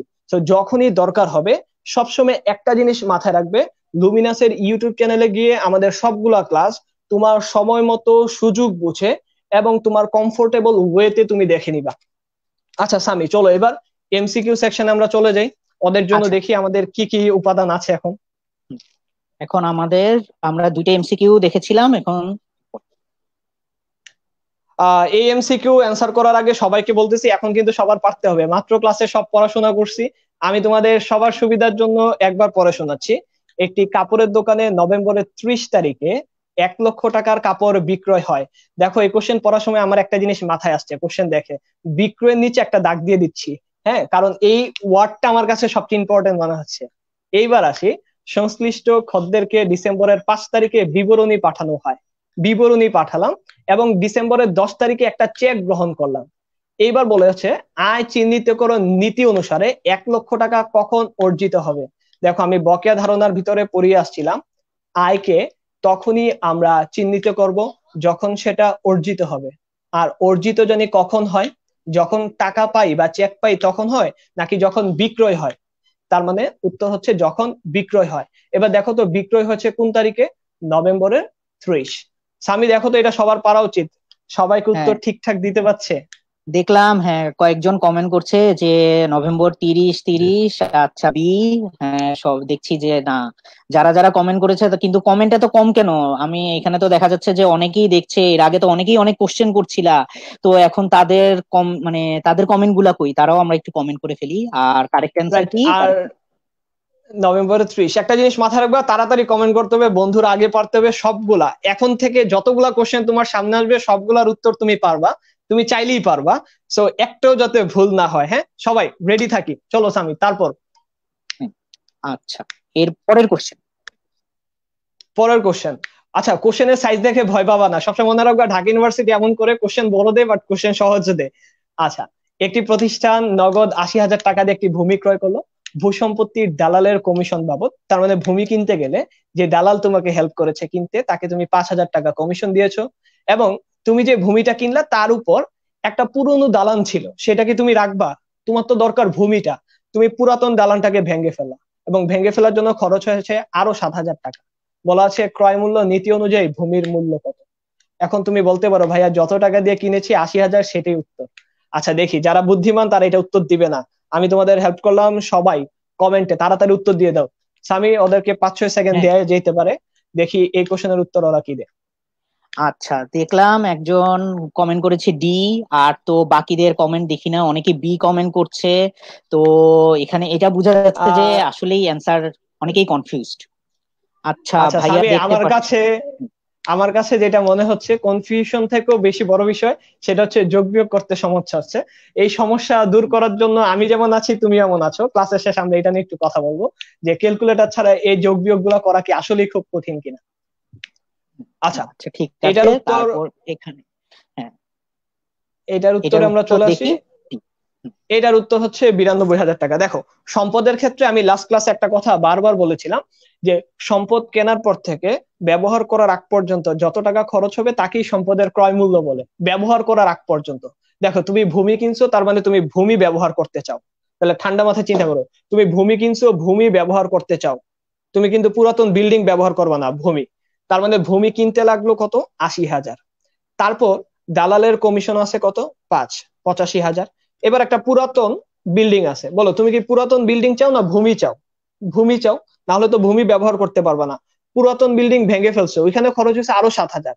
এটা ভাঙ্গার পরেই কিন্তু তুমি সলিড ভূমিটা পাবা, তার আগে তো পাবা না। তাহলে দেখো, ভূমি ব্যবহার করার আগ পর্যন্ত কত টাকা খরচ হয়েছে, 80 আর 5 হচ্ছে 85। 85-র সাথে আরো 7,000 যোগ করলে হবে 92,000 টাকা। তাহলে দেখো, কোশ্চেন অনেক বড় হতে পারে বাট আসলে কিন্তু সলিউশন খুবই সহজ, এগুলো তোমাদের এইচএসসি এর একদম বেসিক পড়াশোনা। স্বামী, আচ্ছা, এখানে অনেকেই দেখলাম যে এই কোশ্চেনটাই সবাই অনেক কনফিউশনের মধ্যে অ্যান্সার দিল, অনেকে বি দিল, অনেকে সি। এ কেউ দেয় নাই, অনেকে ডি। একজন তো তার ফ্রেন্ডকে মেনশন দিয়ে বলছে সি কেন বলছে। ব্যাপারটা ভালো লাগছে, তুমি নিজেও কারেক্ট অ্যান্সার দিলা আর এরপরে ফ্রেন্ডকে মেনশন দিয়ে ভাবে বলে দেওয়া, এটা ভালো একটা স্ট্র্যাটেজি। ভালো তো। অবশ্যই আচ্ছা। অবশ্যই তোমরা যেটা কাজ করবা অবশ্যই তোমাদের ফ্রেন্ডদের এখানে মেনশন করতে পারো, দেখতে পারো যে ওরা এই কোশ্চেনের উত্তরটা দিতে পারে কিনা। চলো মুভিং অন তারপর। আচ্ছা, এরপরের কোশ্চেনে যাই আমরা। ক্রয় মূল্য নীতি অনুযায়ী, অলরেডি আমি কিন্তু এই নিয়ে কথা বলে ফেলেছি যখন আমি চলমান প্রতিষ্ঠান ধারণা পড়িয়েছি। তোমার মনের অজান্তে তুমি আরেকটা জিনিস শিখে ফেলেছো, সেটার নাম হচ্ছে ক্রয় মূল্য নীতি।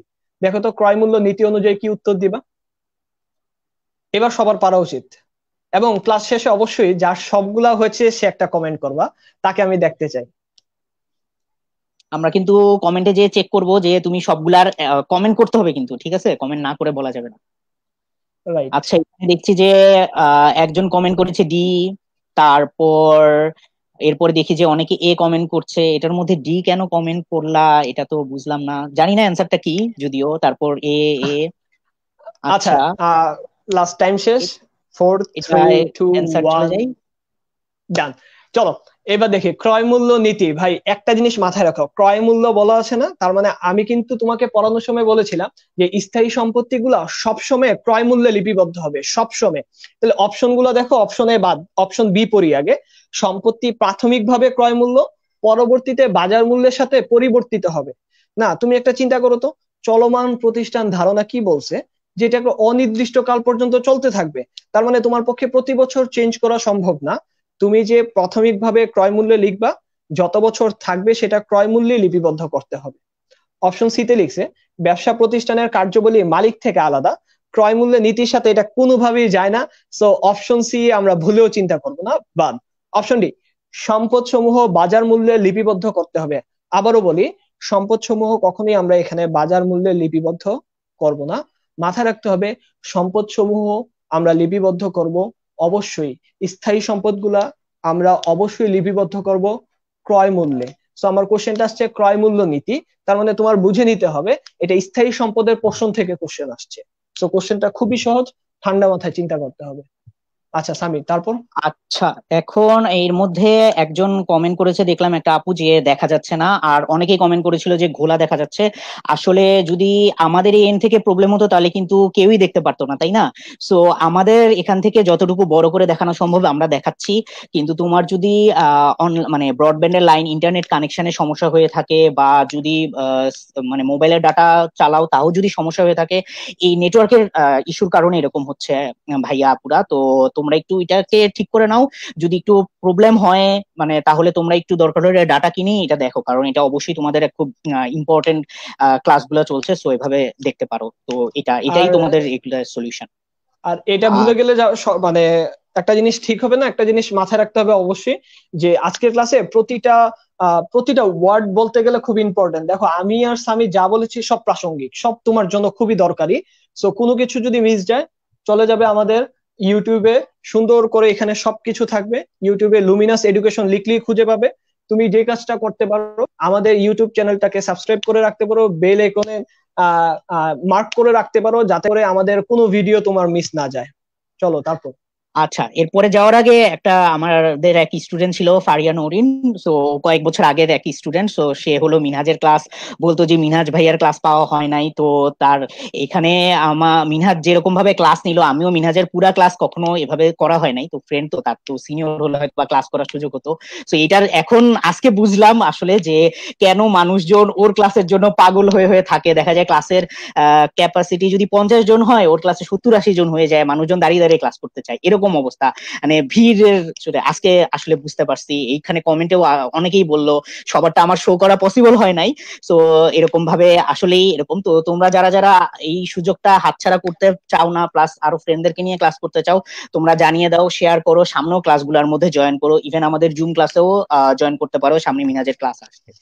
সো আমরা এবার আগাই। এন্ড নরিন মিনা, আপুকে thanks, thank you very much. তারপর? আচ্ছা মিনাজ, এখন কি আমরা লাস্ট কোশ্চেনে চলে যাব, না আগের গুলা একটু রিভিউ করবো? এখানে দুইটা কোশ্চেন। আগের দুইটা কোশ্চেন সবার পারা উচিত। আই থিংক আগের দুইটা কোশ্চেনে কোনো প্রবলেম থাকার কথা না। আমার কাছে মনে হয় আমরা লাস্ট কোশ্চেনে চলে যাই, কারণ এটার জন্য অনেকে ওয়েট করতেছে। এবং আমি বলছিলাম 2 বছরে দুইটা ভিন্ন উত্তর ছিল, এমন হতে পারে এর পরের বছর যদি কোশ্চেনে জাস্ট একটা ওয়ার্ড ইউজ করে, তখন উত্তরটা আবারও চেঞ্জ হয়ে যেতে পারে। তো আমি তোমাদের সামনে বিষয়টা ক্লিয়ার করি। আর্থিক বিবরণীকে সর্বজন গ্রাহ্য করার জন্য রচিত মান কোনটা? তোমরা নর্মালি চিন্তা করো যে আর্থিক বিবরণীকে সর্বজন গ্রাহ্য, জেনারেলি অ্যাকসেপ্টেড, যখনই সর্বজন গ্রাহ্য বা জেনারেলি অ্যাকসেপ্টেড মাথায় আসে, আমরা উত্তর দিতে যাই গ্যাপের কাছে। এটা খুবই খুবই লজিক্যাল যে তুমি এখানে গ্যাপ উত্তর করবা, আমার এটা নিয়ে কোনো সমস্যা নাই। বাট বিষয়টা হচ্ছে 2001 সাল থেকে যখন আইএফআরএস গুলা চলে আসছে আমাদের কাছে, তখন থেকে কিন্তু আমরা আইএফআরএস কে সবাই ফলো করতেছি।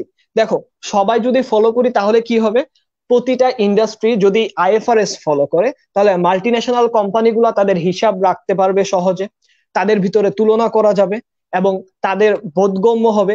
তুমি এক দেশে একরকম ভাবে হিসাব রাখো, আরেক দেশ আরেক রকম ভাবে হিসাব রাখে, তাহলে কিন্তু মিলবে না। আমাদের বর্তমানে ইন্টারন্যাশনাল বিজনেস গুলো কিন্তু অনেকভাবে আটকায় যাবে।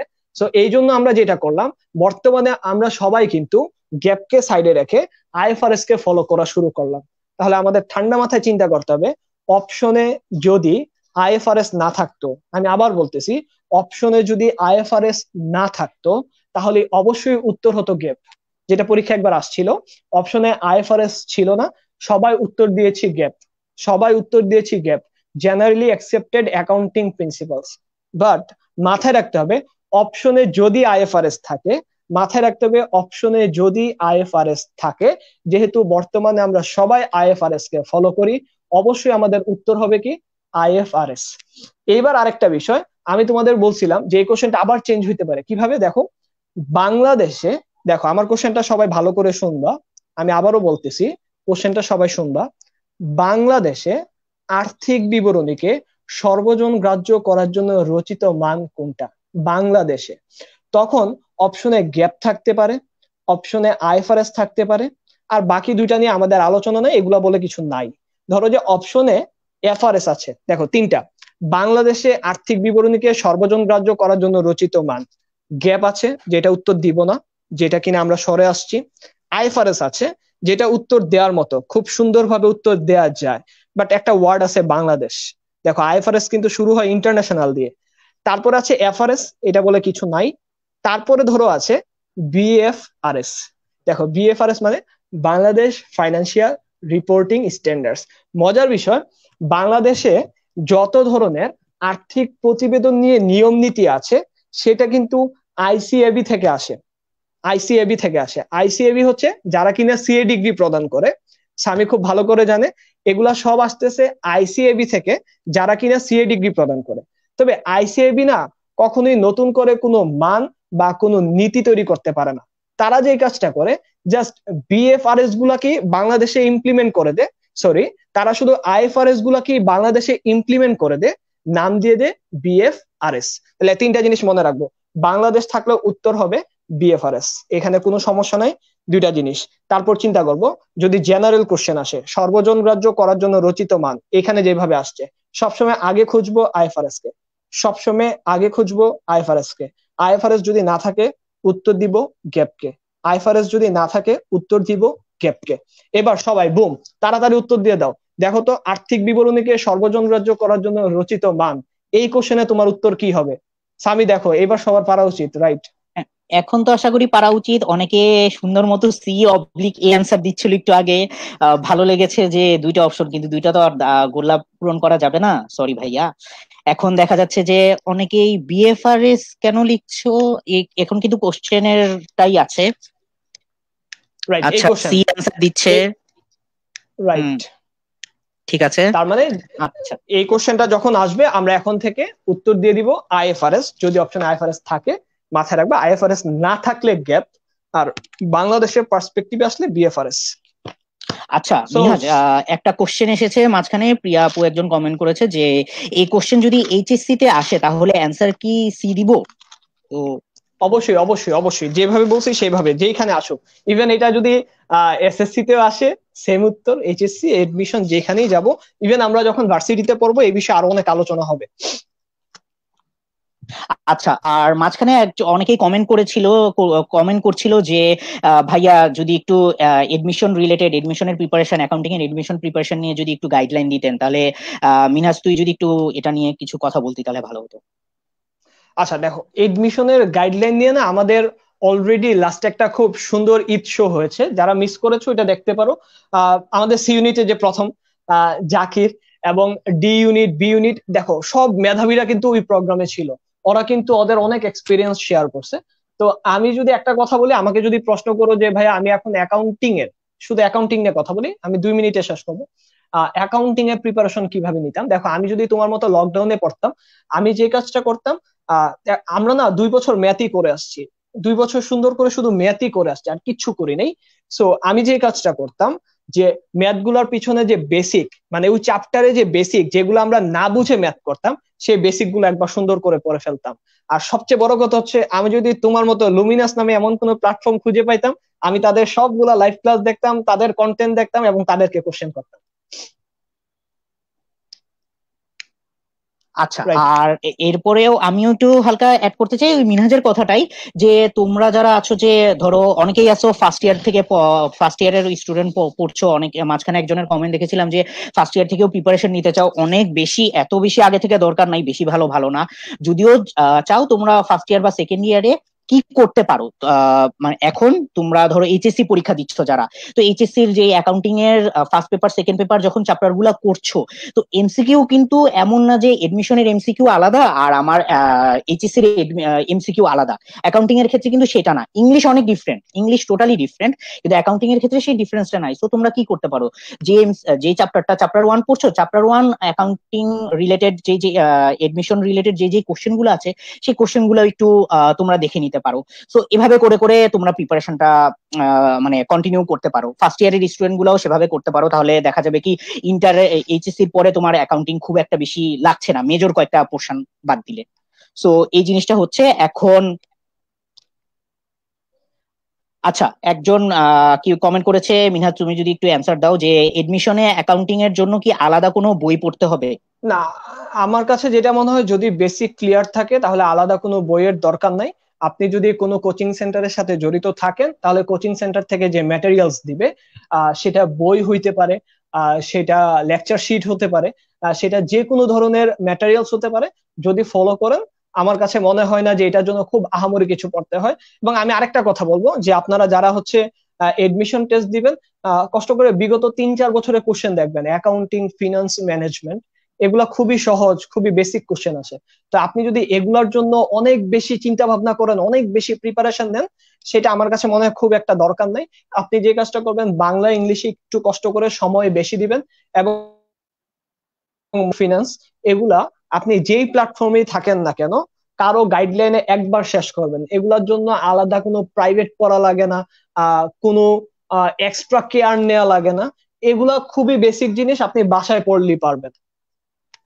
সামি, আশা করি সবাই মোটামুটি বুঝতে পারছে। অনেকক্ষণ ক্লাস হয়ে গেছে, আমার কাছে মনে হয় যে ওদের সাথে আমাদের আজকের শোটা শেষ করা উচিত। আচ্ছা, তুমি তোমার শেষ জায়গা করার, থেকে হ্যাঁ না, যদি শেষ কিছু বলো, করার শেষ আগে করো। মিনহাজ একটা জিনিস, যে অনেকেই চাচ্ছিল যে জুম ক্লাসটার ব্যাপারে সেটা বলা হয়েছে, আর ফেসবুক। আচ্ছা তো, আচ্ছা মিনহাজ হলো একটু চলে গিয়েছে, তো আমাদের সামনে ফেসবুক লাইভ সম্পর্কে আমি একটু বলতে চাই, যে সামনে আমাদের আরো দুইটা, নেক্সট এক সপ্তাহের মধ্যে আমাদের সামনে আরো দুইটা ফেসবুক লাইভের ব্যাপার আছে।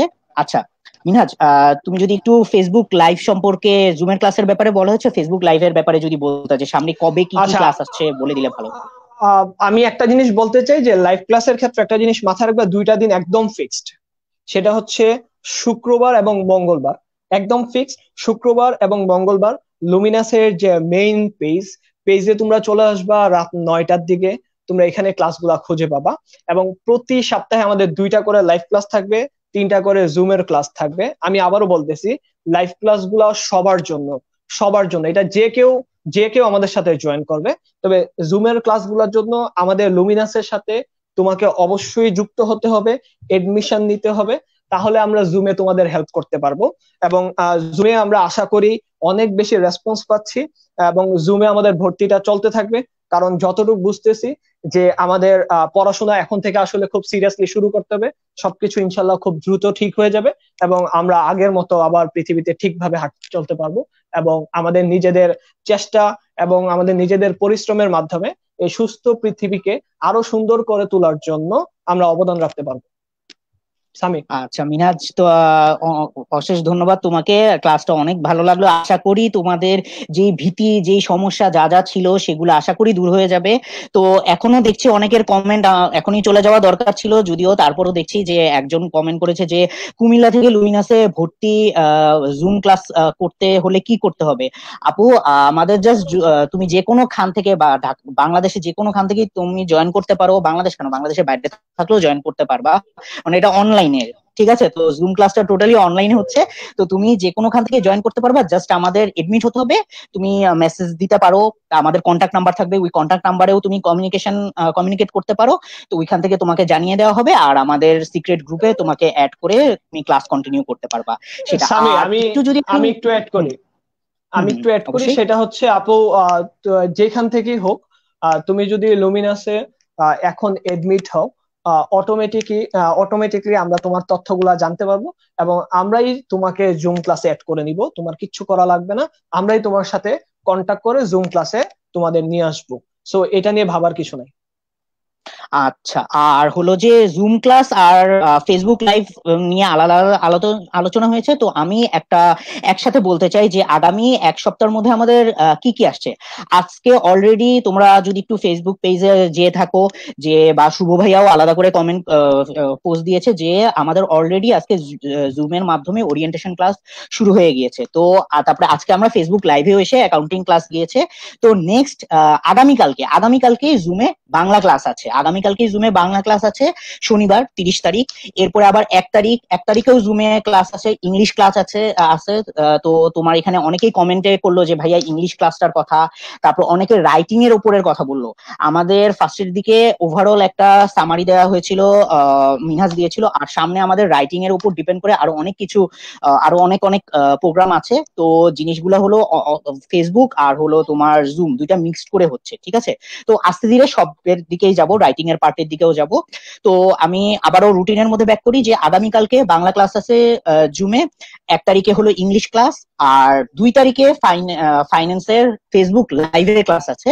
তো সবার জন্য 2 তারিখের ক্লাসটা উন্মুক্ত। 2 তারিখে আমাদের মঙ্গলবার, মিনাজ যেটা বললো যে আমাদের দুইটা দিন ফেসবুক লাইভের জন্য, আমাদের দুইটা দিন মাস্ট আছে, একটা কি আমাদের মঙ্গলবার আর একটা হলো আমাদের শুক্রবার। তো এই মঙ্গলবার ফাইন্যান্সের ক্লাস হবে লাইভ ক্লাস, আর নেক্সট শুক্রবারে ইংলিশের লাইভ ক্লাস হবে। আর মাঝখানে অ্যাকাউন্টিং, বাংলা, ইংলিশ আর ম্যানেজমেন্টের জুম ক্লাস আছে মাঝখানে। তোমরা এখনো যারা যারা এখনই ক্লাস করা শুরু করতে দিতে চাও, তারা তুমি আমাদের কন্ট্যাক্ট নাম্বার দেওয়া আছে, সেই কন্ট্যাক্ট নাম্বারে কন্ট্যাক্ট করতে পারো বা ফেসবুকে নক দিতে পারো। সো যেভাবে হোক তোমরা জয়েন করতে পারো। আশা করি যার যার যেই যেই করেছিল সেগুলা সলভ হয়েছে। তো তোমরা এবং যার যেই এই চ্যাপ্টার রিলেটেড যা যা সমস্যা ছিল, আশা করি সলভ করা গিয়েছে। মাঝখানে আরো কিছু কমেন্ট ছিল যে ক্লাস মিস করেছে বা এরকম, তোমরা এই ক্লাসটা সেফ থাকবে। তো আরো আগের ক্লাসগুলো তোমরা দেখতে চাইলে দেখতে পারো, এই ক্লাসটাও সেফ থাকবে। তো তোমরা ইউটিউবে যেও ক্লাসটা দেখে নিতে পারো বা ফেসবুকেও ক্লাসটা দেখতে পারো। যে কোনো প্ল্যাটফর্ম, আমাদের 3টা প্ল্যাটফর্মে আমরা আছি, 3টা প্ল্যাটফর্মে যে কোনোখানে তোমরা এই ক্লাসটা এনজয় করতে পারো। যারা মাঝখান থেকে জয়েন করেছো তারাও ফার্স্ট থেকে দেখে নিতে পারো। তো আশা করি সবাই এই ক্লাসটা ভালো মতো করেছো, বুঝেছো। তো যদি নিজে বুঝে থাকো, কোনো ফ্রেন্ড যদি না বুঝে থাকে তাদেরকেও বুঝিয়ে দিতে পারো, বা এই ভিডিওটাও শেয়ার করে দিতে পারো। তো সবাই, আর এই ক্রুশাল মোমেন্টে, এই করোনার মতো অবস্থায়, যদিও সামনে সীমিত লকডাউন উঠিয়ে দেওয়া হচ্ছে, তো সীমিত লকডাউন উঠিয়ে দেওয়ার পরে স্বাস্থ্যবিধিও সীমিত আকারেই থাকবে আমাদের। তো সেইখানেও সবাই যাতে আমরা সুস্থ থাকি, ভালো থাকি, আর সেভাবেই আমরা শেষ করছি। তো তোমরা সবাই ভালো থেকো, সুস্থ থেকো।